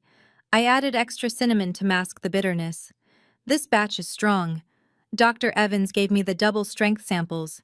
He held the spoon up, inspecting his work. "This is it, Jessica. This is the dose that buys us our freedom." Jessica threw her head back and laughed. It was a sound that chilled me to the bone. It was not a joyful laugh. It was a guttural, barbaric sound of pure malice. She walked over to Kendrick and wrapped her arms around his waist, resting her chin on his shoulder as they both looked down at the poisoned food intended for me. "Perfect," she purred, her voice dripping with satisfaction. "That liquor cocktail is enough to keep her out for 18 hours. She will be a zombie. That gives us plenty of time to meet the notary. We can guide her hand to sign the land transfer papers, and she won't even know what year it is. By the time she wakes up, the harbor land will be sold and the money will be in the Cayman account." The video froze, there paused by the judge. The silence in the courtroom was absolute. It was the kind of silence that happens when the air is sucked out of a room. Judge Vane took off his glasses and rubbed the bridge of his nose. His hand was shaking slightly. He looked from the frozen image of my husband poisoning me to the real man sitting before him. Kendrick was no longer sweating. He was gray. He stared at the table in front of him, unable to lift his head. His lawyer had closed his folder, a universal sign that he knew there was no defense for what had just been shown. This was not a domestic dispute. This was not a he said she said situation. This was premeditated poisoning captured in high definition. I looked at the jury. The woman in the front row, who had looked at me with suspicion earlier, now had her hand over her mouth in horror. The man beside her was glaring at Kendrick with open hostility. The narrative had shifted instantly. I was no longer the unstable wife. I was the victim of a cold, calculated conspiracy. And looking at Jessica's frozen, terrified face, I knew that Amara was not done yet. There were 2 more videos to play, and the next one would destroy whatever shred of dignity they had left. The courtroom was still reeling from the poisoning revelation when the screen flickered to the next file. The timestamp read, October 24th, nearly midnight. The setting was the hallway outside the guest suite where Jessica had been staying. The lighting was dim, casting long shadows against the walls, but there was no mistaking the 2 figures, locked in a passionate embrace against the doorframe. It was visceral and disgusting. My husband was kissing his brother's wife with a hunger that made me look away in shame. But the camera did not look away.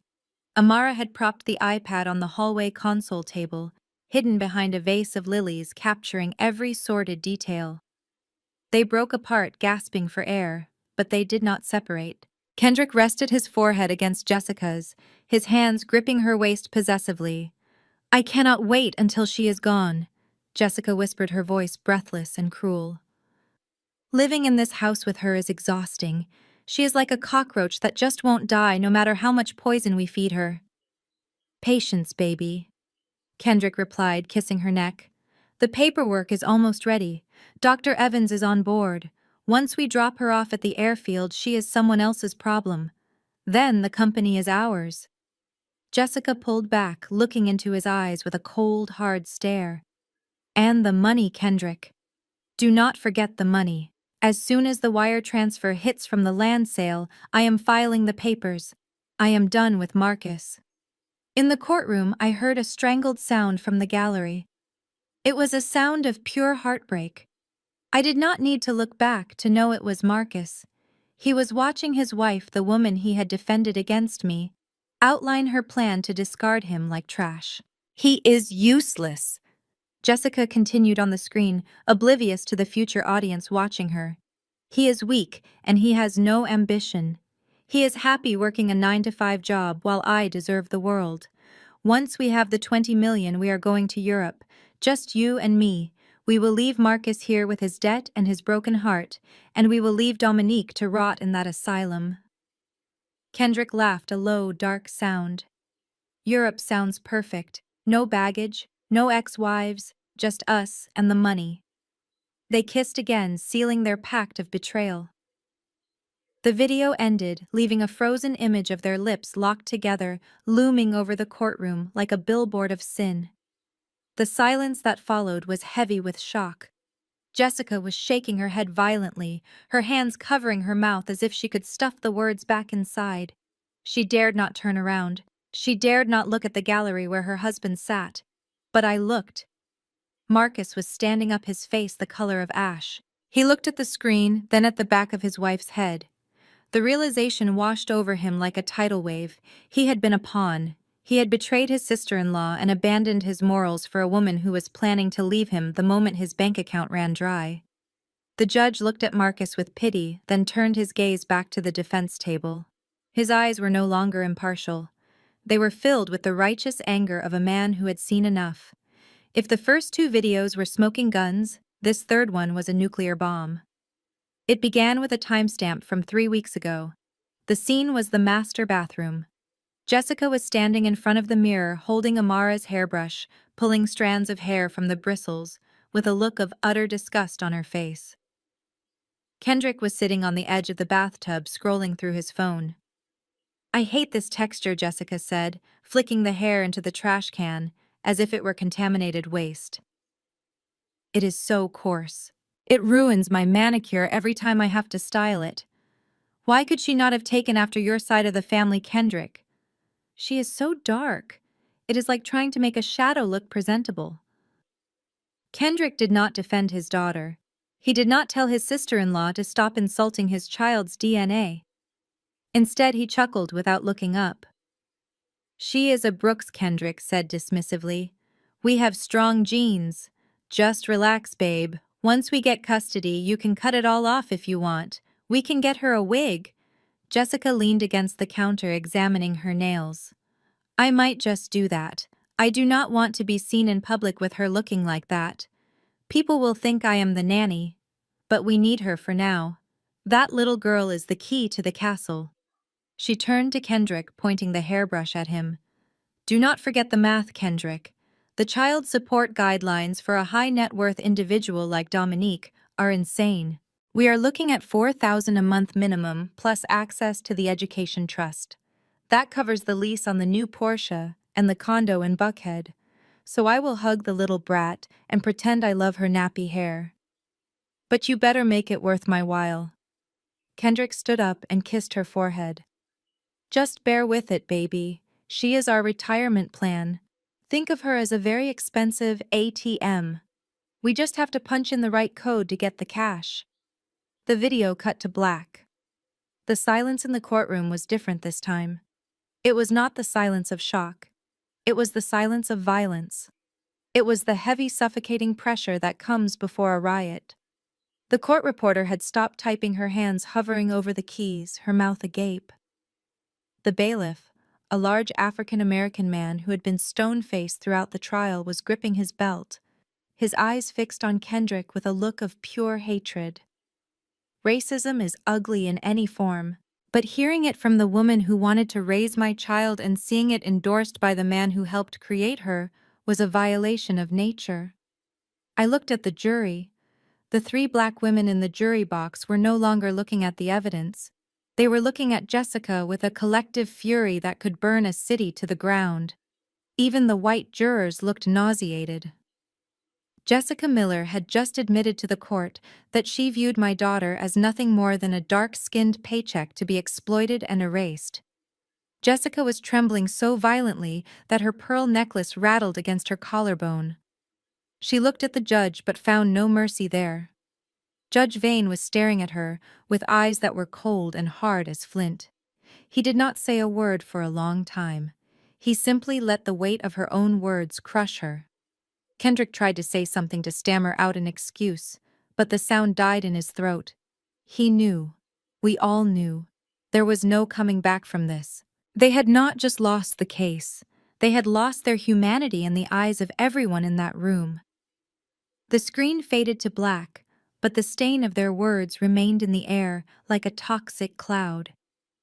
For a heartbeat, there was absolute silence. Then the courtroom erupted. It was not the polite murmuring of a legal proceeding. It was a collective gasp of horror, followed by a low rumble of pure disgust that started from the back of the room and washed over the defense table like a tidal wave. The 3 women in the jury box were openly glaring at Jessica, their arms crossed in judgment. Even the court stenographer had stopped typing, her hands hovering over the keys as she looked at the defendants with undisguised revulsion. Judge Vane did not reach for his gavel immediately. He gripped the edge of his mahogany bench so hard that his knuckles turned white. His face, usually a mask of judicial impartiality, was flushed with a deep crimson rage. The veins in his neck bulged against his collar. He looked from the black screen to the 2 people sitting before him, and the look in his eyes was terrifying. It was the look of a father who had seen a child threatened. It was the look of a man who had seen the face of evil and was preparing to strike it down. Jessica Miller sat frozen in her chair, a statue of ruin. The color had drained from her face completely, leaving her skin with a sickly gray pallor that clashed violently with her expensive pearls. She stared straight ahead, unseeing. Her mouth was slightly open, but no sound came out. She knew. In that moment, she knew that her life as she understood it was over. The social status she craved, the wealth she plotted for, and the reputation she groomed were all incinerated in seconds by the very child she had mocked. Kendrick was shaking his head, muttering to himself, trying to shrink into his suit as if he could disappear into the fabric. He looked at his lawyer, pleading for a lifeline, but his attorney was busy distancing himself physically, inching his chair away from his client as if Kendrick were radioactive. Then came the sound that shattered the tension completely. A heavy thud from the gallery followed by a sharp intake of breath from the onlookers. I turned in my seat. Marcus stood up, his legs trembling violently. He looked at the back of his wife's head with an expression of shattered reality. He opened his mouth to speak, perhaps to scream, but his knees gave out. He collapsed onto the wooden bench, his hands clutching his chest, as if his heart had physically burst from the weight of the betrayal. He began to sob. It was not a quiet cry. It was the deep, guttural wailing of a man who realized he had been sleeping next to a monster. He had realized that while he was working to pay her bills, she was planning to rob his brother's family and abandon him. The bailiff rushed over to check on him, but Marcus pushed him away. His eyes locked on Jessica. "You knew," he screamed, his voice cracking. "You knew she wasn't crazy. You made me believe she was crazy. You made me betray my family."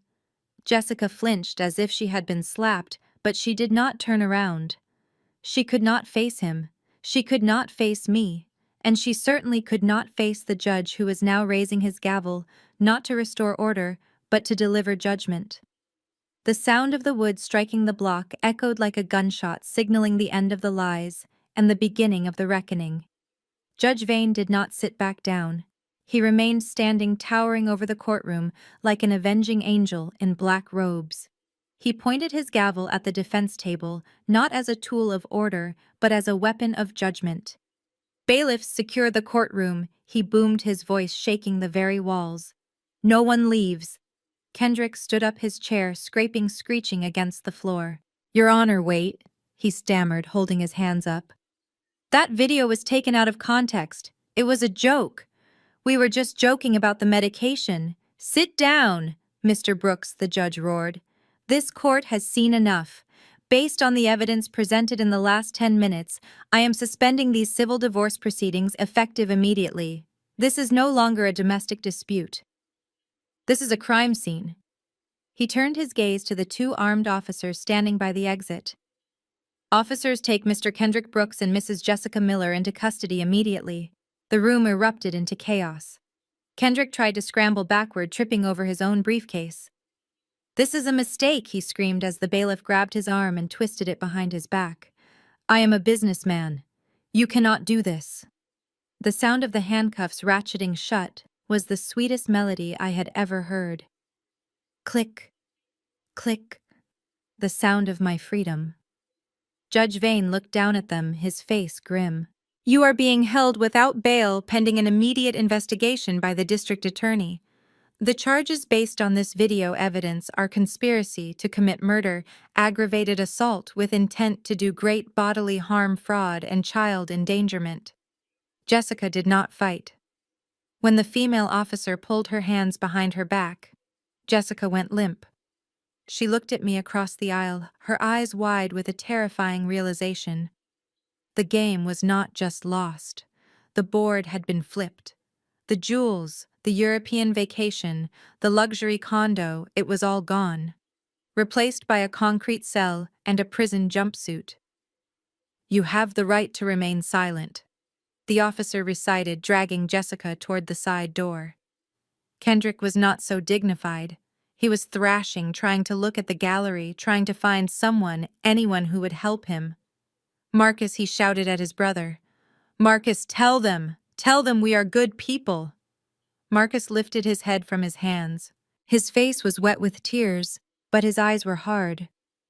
"I do not know you," he whispered loud enough for the room to hear. "I do not know either of you."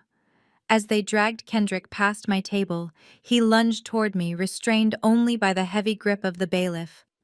"Dominique, tell them," he pleaded, desperation breaking his voice. "I am your husband. We can work this out. I love you." I looked him dead in the eye. My face remained completely impassive. I did not smile. I did not frown. I simply watched him with the cold, clinical detachment of a scientist observing a specimen. "I am sorry," I said, my voice steady and clear. "The Dominique you are looking for is unavailable. She is busy running a company." The heavy oak doors slammed shut behind them, cutting off his screams. The silence that rushed back into the room was heavy, but it was clean. It was the air of justice. I looked at the empty defense table, then at the blank screen where my daughter's bravery had saved my life. I let out a breath I felt like I had been holding for 6 months. It was over. The monsters were gone. The heavy oak doors had not fully closed when the bailiff paused, struggling to get a better grip on Kendrick's thrashing form. My husband, the man who had poisoned my oatmeal and sold my legacy, looked back at me one last time. His eyes were wide with a frantic, animalistic confusion. He looked at the wheelchair I was sitting in, then at the projection screen, and finally at my face. He was searching for the broken, drugged woman he had created. He was looking for the victim. He would not find her. I placed my hands on the armrests of the wheelchair. For months my muscles had been atrophied by their sedatives and my spirit crushed by their gaslighting. But the adrenaline of justice is a powerful antidote. I pushed down. My knuckles turned white, not from fear but from exertion. I engaged my core, ignoring the sharp protest of my healing leg, and I rose. A collective gasp rippled through the gallery. To them it was like watching Lazarus rise from the grave. I stood to my full height, taller than Jessica, taller than the lies they had buried me under. I reached down and adjusted my blazer, smoothing out the wrinkles with a deliberate, sharp precision. I buttoned the jacket, signifying that business was back in session. I took a step forward. My leg throbbed, but I did not stumble. I walked toward the railing that separated the free from the condemned. I locked eyes with Kendrick across the room. He stopped fighting the bailiff. He just stared, his mouth hanging open, realizing too late that he had never actually broken me. He had only made me dormant. "You forgot one thing, Kendrick," I said, my voice projecting clear and cold to the back of the room without a microphone. He blinked, tears of self-pity streaming down his face. "I am a sailor's daughter," I continued, my voice hardening like steel. "I was raised on the docks. My father taught me that the water is dangerous only if you do not respect it. But more importantly, he taught me how to read the horizon. I know how to see the storm before it hits, and I know how to batten down the hatches and wait for the weather to clear." Kendrick slumped in the bailiff's grip. The realization hit him with the force of a physical blow. I had seen the signs. I had gathered the evidence. I had weathered his hurricane, and now I was the one left standing on the deck. "Take him away," Judge Vane ordered, his patience exhausted. The doors slammed shut, severing the connection between my past and my future. I stood alone in the center of the courtroom, the silence now filled with a sense of awe. I turned to look at the gallery, at the faces of the people who had doubted me. I did not smile. I did not gloat. I simply nodded to my lawyer. "We are done here," I said, turning my back on the empty defense table. "I have a board meeting to convene, and I have a very brave little girl waiting for me in the witness room." I walked out of that courtroom not with a limp, but with a stride. The nightmare was over. The queen had returned to her castle, and the usurpers were in chains. The interrogation room at the precinct was a stark contrast to the luxury Kendrick had been trying to steal. It was cold gray and smelled of stale coffee and fear. I stood behind the one-way glass with my lawyer, Mr. Sterling, watching my husband try to negotiate his way out of a life sentence. Kendrick was handcuffed to a metal table, his expensive suit rumpled and sweat stains darkening his collar. He was shouting at the detective, slamming his fist on the table. "You do not understand," Kendrick yelled, his voice cracking with panic. "I have money. I can pay the bail. I just closed a deal for $20 million this morning. The wire transfer is pending. I can pay whatever you want, just let me call my banker." The detective looked at him with a bored expression, but before he could speak, the door opened. Mr. Sterling walked into the room carrying a thin leather folder. I stayed behind the glass, a silent observer to the final destruction of Kendrick's ego. Mr. Sterling placed the folder on the table and sat down opposite Kendrick. He did not look angry, he looked amused. "Mr. Brooks," Mr. Sterling began, smoothing his tie, "I'm afraid there seems to be a significant misunderstanding regarding your financial situation. You keep mentioning this $20 million sale of the Southside Harbor land." Kendrick sat up straighter, clinging to this last shred of hope. "Yes, the sale is legal. I signed the contract this morning using the power of attorney. The buyers are a development group from Miami. They are legitimate. The money is mine. Mr. Sterling opened the folder and slid a single document across the metal table. It was a deed of trust dated exactly 1 year ago. Actually, Mr. Sterling said, his voice calm and professional, you sold them absolutely nothing. You see, Dominique did not own the Southside Harbor land. Not anymore. Kendrick squinted at the paper. What is this? He whispered. 12 months ago, Dominique transferred the entire harbor property into the Amara Brooks Irrevocable Trust, Mr. Sterling explained. She anticipated that something might happen to her or the business, so she ring-fenced the family's most valuable asset to ensure Amara's future. The land belongs to your daughter, Mr. Brooks, and since you are not the trustee of that fund, your signature on that sale contract is worthless. I watched Kendrick's face turn a ghostly shade of white. His mouth opened and closed like a fish out of water. But Kendrick stammered. But I took the deposit. The buyers sent a non-refundable deposit of $500,000 to the offshore account. I spent it. I bought the Porsche. I paid off Jessica's credit cards. Mr. Sterling leaned forward, his expression turning grave. Then I suggest you ask the police for protective custody, because we looked into your buyers. That Miami development group is a front for a very dangerous cartel. You just scammed a crime syndicate out of $500,000 for land you did not own. When they find out the contract is void, they will not be suing you for breach of contract. They will be looking for blood. Kendrick slumped back in his chair, the metal handcuffs clattering against the table. The reality of his situation crashed down on him. He was not just going to prison. He was broke, debt-ridden, and marked for death by the very criminals he had tried to impress. I stepped away from the glass. There was nothing left to see. He had dug his own grave with greed, and now he had to lie in it. Mr. Sterling stood up and collected his papers, leaving Kendrick alone in the cold, gray room to contemplate a future that had suddenly become very short and very violent. Jessica managed to post bail 3 hours after Kendrick, but it cost her the last shred of her dignity. She had to sign over the title of her Mercedes and her entire jewelry collection to a sleazy bondsman just to buy a few days of freedom before the trial. She walked out of the precinct into the pouring rain looking nothing like the socialite she pretended to be. Her mascara was running. Her silk blouse was stained with sweat, and for the first time in her life, she had absolutely nowhere to go. She took a taxi to the suburban home she shared with Marcus, convinced she could manipulate him one last time. She would cry. She would claim Kendrick forced her. Marcus was weak. He would believe her. He always believed her. But when the taxi pulled up to the driveway, Jessica saw her suitcases sitting on the wet pavement. They were soaking in the rain, their expensive leather ruining in the mud. Marcus was standing on the porch. He was not crying. He was holding a baseball bat in one hand and a stack of papers in the other. Marcus, let me in. Jessica pleaded, running up the driveway. It was all a misunderstanding. Kendrick drugged me too. You have to believe me. Marcus did not move. He tossed the papers at her feet. They landed in a puddle, the ink blurring instantly. That is the divorce petition, Marcus said, his voice terrifyingly calm. I filed it an hour ago. My lawyer is petitioning for an emergency annulment based on fraud. You are not getting half, Jessica. You are not getting the house. You are not getting a dime. You are getting exactly what you deserve. But I have nowhere to go.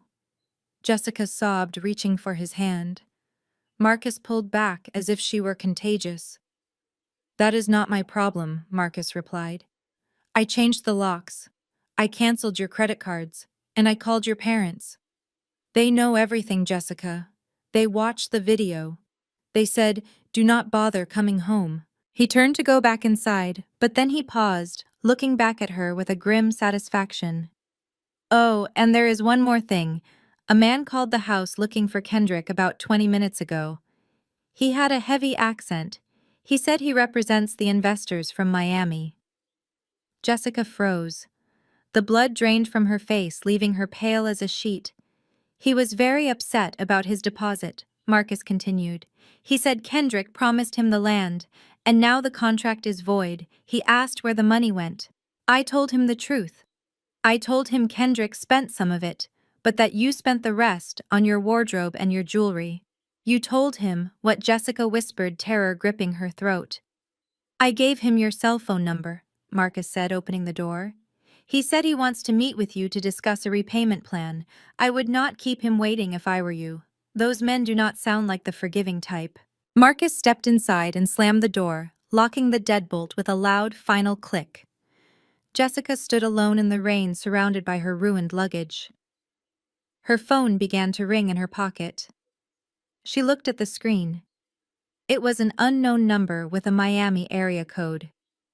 She stared at the phone as it vibrated, the sound buzzing against her palm like a warning buzzer.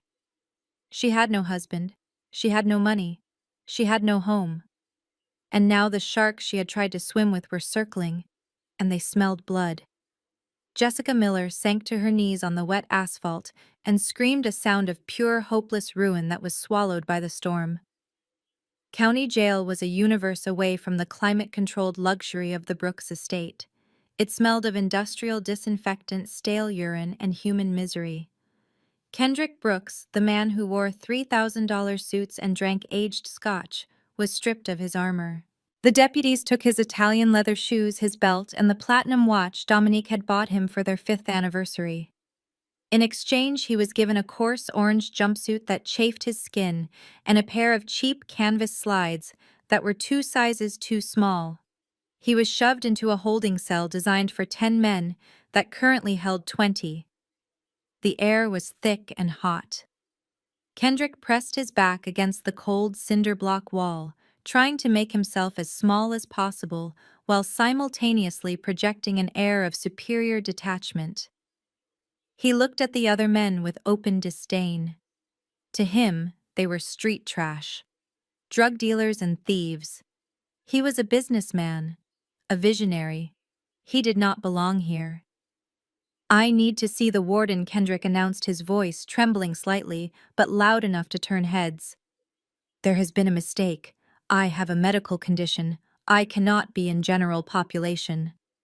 A large man sitting on the metal bench looked up. He had a spiderweb tattoo on his neck and eyes that had seen too much violence. He stared at Kendrick with a predatory amusement. You are the guy from the news, the man said, his voice a low rumble. The guy who tried to poison his crippled wife for some land money. Kendrick bristled. It was a hostile takeover, he snapped, clinging to his corporate delusions. It was a business maneuver that was misunderstood. The cell erupted in laughter.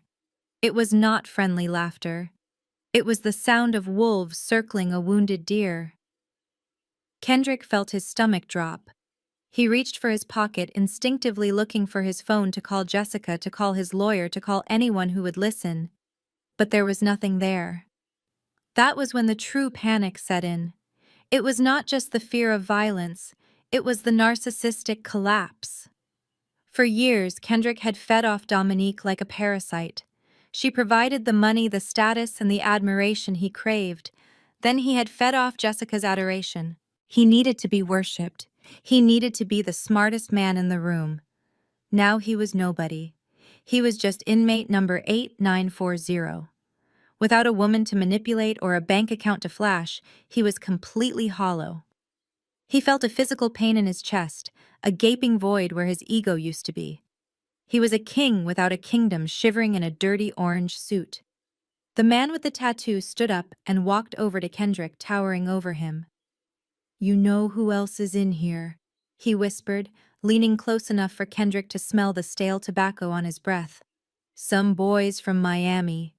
They heard about a guy named Brooks who wrote bad checks to their boss. They are in Block D, but news travels fast. Kendrick stopped breathing. The Miami connection. Mr. Sterling had not been lying. The man smiled, revealing a gold tooth. They said to tell you welcome to the neighborhood, and that you should watch your back in the shower. Kendrick slid down the wall until he hit the concrete floor. He pulled his knees to his chest and buried his face in his hands. He was trapped in a cage with men who despised him and hunted by a cartel he had robbed. and for the first time in his miserable life, Kendrick Brooks realized that he was not the main character of this story. He was just the prey. The first step in rebuilding an empire is securing the foundation. For the Brooks household, that foundation was Mrs. Hattie. I sent a town car to pick her up from her sister's house in Decatur on Saturday morning. When the car pulled into the driveway, I was waiting on the porch. I was still using a cane, but I was standing tall. Mrs. Hattie stepped out of the car looking hesitant. She clutched her handbag tightly, unsure if this was another trap. When she saw me, her face crumpled. I hobbled down the steps as fast as my leg would allow, and she met me halfway. We did not speak at first. We just held each other. She smelled like peppermint and safety. "I am so sorry, Hattie," I whispered into her shoulder. "I am so sorry I let them push you out." "Hush now, baby girl," Hattie said, pulling back to cup my face in her warm hands. "You were sick. The devil was in this house, but we cast him out. Now let us get inside. I have a feeling my kitchen is a mess, and I know for a fact you have not eaten a proper meal in months." Walking back into the house with Mrs. Hattie felt like the sun coming out after a long winter. Within an hour, the sterile silence Jessica had imposed was replaced by the clattering of pots and the humming of gospel tunes. The house finally felt like a home again. The next mission was deeper. It was about identity. On Sunday afternoon, I took Amara to a high-end natural hair salon in the city, a place where the stylist treated curls like royalty, not like a problem to be fixed. Amara sat in the chair looking at her reflection. Her hair was limp and heat damaged from Jessica's brutal straightening sessions. She looked small and defeated. The stylist, a vibrant woman with braids down to her waist, touched Amara's hair gently. "We are going to have to do a big chop to get the dead ends off," she explained softly. "But your curls are waiting underneath sugar. They just need room to breathe." "Do it," Amara said, her voice brave. "I want to look like me again." I held her hand while the scissors snipped away the damage. With every lock of straight, burnt hair that fell to the floor, it felt like we were cutting away a piece of the trauma. When the stylist was finished, she diffused Amara's hair until it formed a halo of tight, springy coils. Amara stared at herself in the mirror. Then a smile broke across her face. A real, genuine smile that reached her eyes. "I look like a cloud," she giggled, shaking her head to make the curls bounce. On Monday morning, the transformation was complete. The pink frilly dresses were packed in a box for donation. Amara marched into the kitchen wearing her favorite denim overalls and a t-shirt with the NASA logo. Her sneakers were scuffed, and she looked beautiful. Mrs. Hattie handed her a lunchbox filled with all her favorites. "You go learn something today, baby," Hattie said, kissing her forehead. "I drove her to school myself." When we pulled up to the curb, I felt a pang of anxiety. Would she be scared? Would she remember the last few months? But Amara opened the door and hopped out. She adjusted her backpack, waved at me, and ran toward her friends who were waiting by the swings. She did not look back. She did not hesitate. She was just a child again, free from the weight of adult cruelty.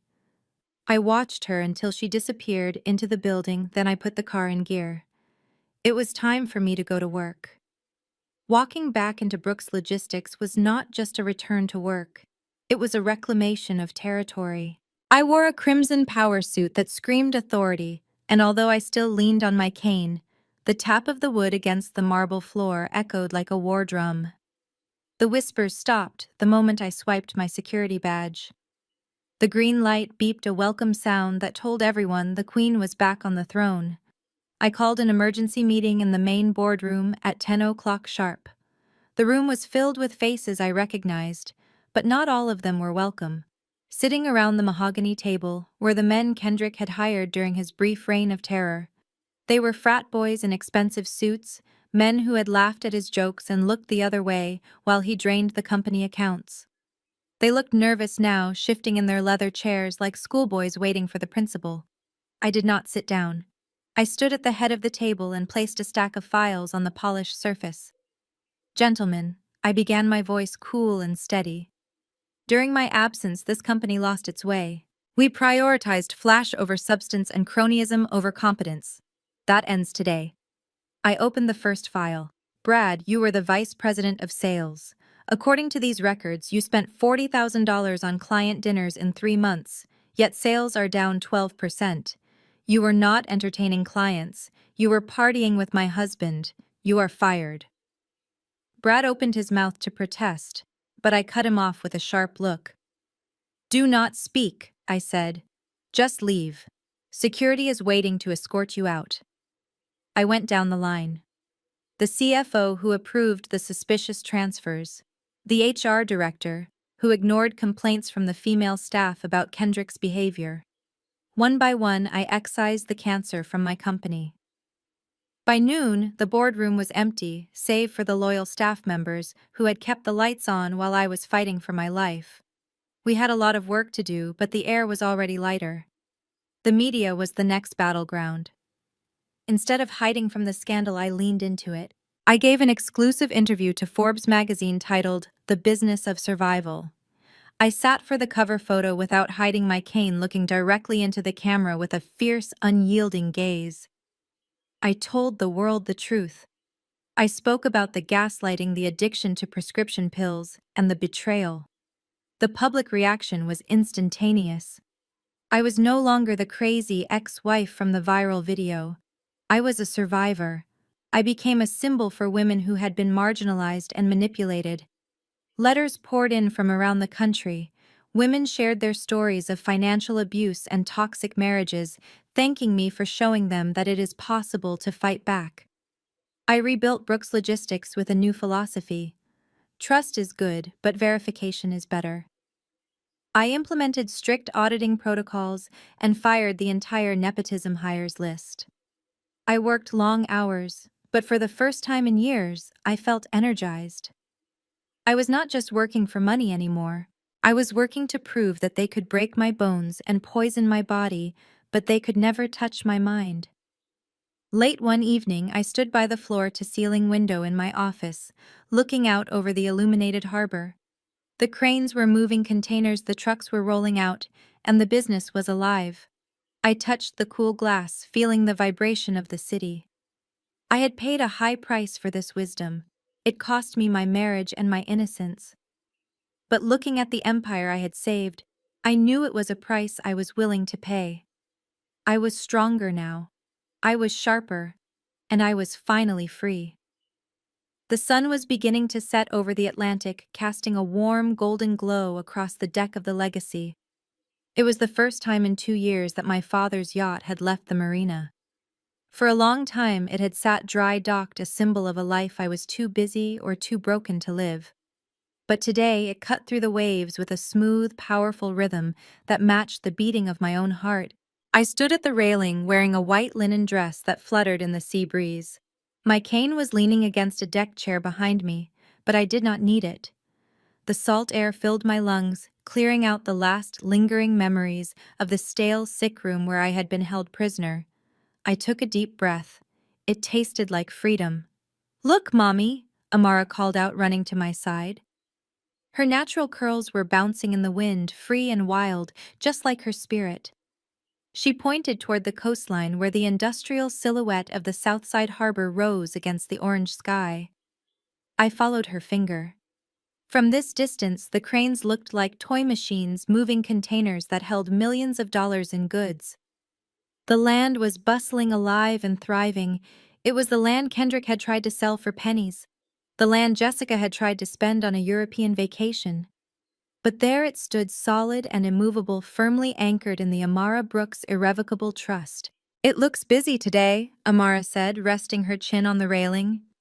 "It is busy, baby," I replied, wrapping an arm around her shoulders. "And it is going to stay busy.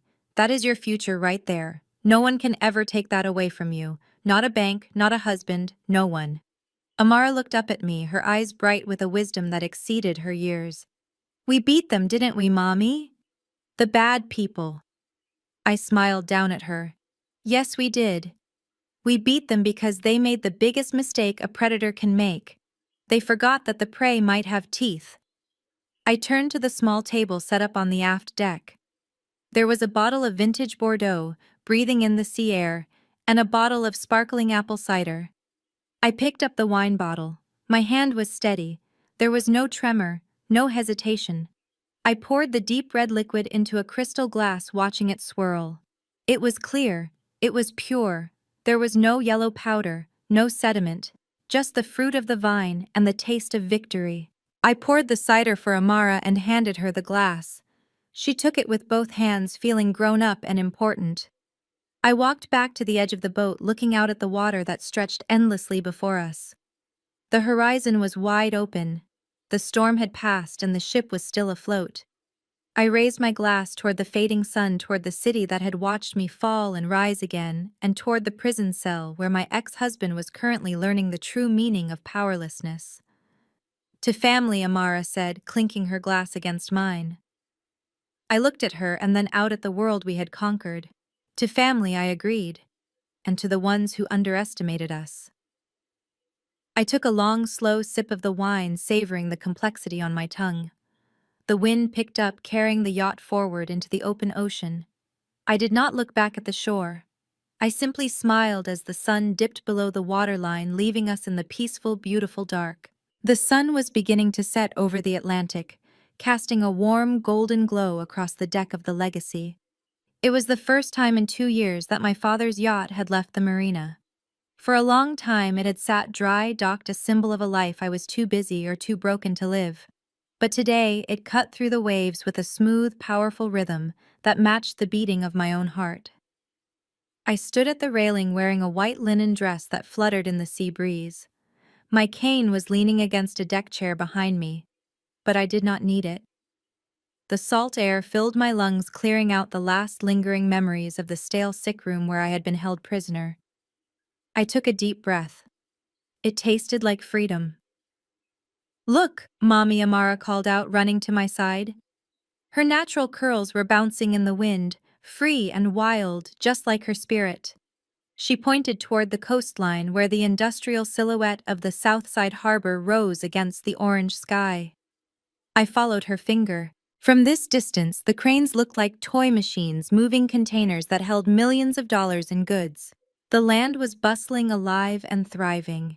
It was the land Kendrick had tried to sell for pennies, the land Jessica had tried to spend on a European vacation, but there it stood, solid and immovable, firmly anchored in the Amara Brooks irrevocable trust. "It looks busy today," Amara said, resting her chin on the railing. "It is busy, baby," I replied, wrapping an arm around her shoulders. "And it is going to stay busy. That is your future right there. No one can ever take that away from you. Not a bank, not a husband, no one." Amara looked up at me, her eyes bright with a wisdom that exceeded her years. "We beat them, didn't we, Mommy? The bad people." I smiled down at her. "Yes, we did. We beat them because they made the biggest mistake a predator can make. They forgot that the prey might have teeth." I turned to the small table set up on the aft deck.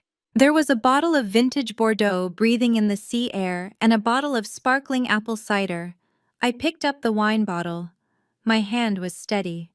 There was no tremor, no hesitation. I poured the deep red liquid into a crystal glass, watching it swirl. It was clear. It was pure. There was no yellow powder, no sediment, just the fruit of the vine and the taste of victory. I poured the cider for Amara and handed her the glass. She took it with both hands, feeling grown up and important. I walked back to the edge of the boat, looking out at the water that stretched endlessly before us. The horizon was wide open. The storm had passed and the ship was still afloat. I raised my glass toward the fading sun, toward the city that had watched me fall and rise again, and toward the prison cell where my ex-husband was currently learning the true meaning of powerlessness. To family, Amara said, clinking her glass against mine. I looked at her and then out at the world we had conquered. To family, I agreed. And to the ones who underestimated us. I took a long, slow sip of the wine, savoring the complexity on my tongue. The wind picked up, carrying the yacht forward into the open ocean. I did not look back at the shore. I simply smiled as the sun dipped below the waterline, leaving us in the peaceful, beautiful dark. The story of Dominique Brooks serves as a chilling yet empowering reminder that silence should never be mistaken for weakness. Kendrick and Jessica made the fatal error of assuming that because Dominique was physically vulnerable, she was mentally defeated. They underestimated the resilience of a woman who built her own empire and the sharp intelligence of a child who was watching from the shadows. The most profound lesson here is the vital importance of trusting your instincts and protecting your legacy. Dominique's foresight to secure her assets in a trust fund long before the betrayal was revealed proved that true power lies in preparation, not just reaction. Furthermore, the narrative highlights that abusers often hide behind the masks of those we trust most, using isolation as a weapon. However, the truth has a way of surfacing often through the most unexpected allies, like little Amara. In the end, justice is not given. It is claimed by those brave enough to stand up when the world expects them to stay down. If this story of justice and resilience kept you on the edge of your seat, please hit the like button and subscribe for more gripping tales. What would you have done in Dominique's shoes? Let us know in the comments below.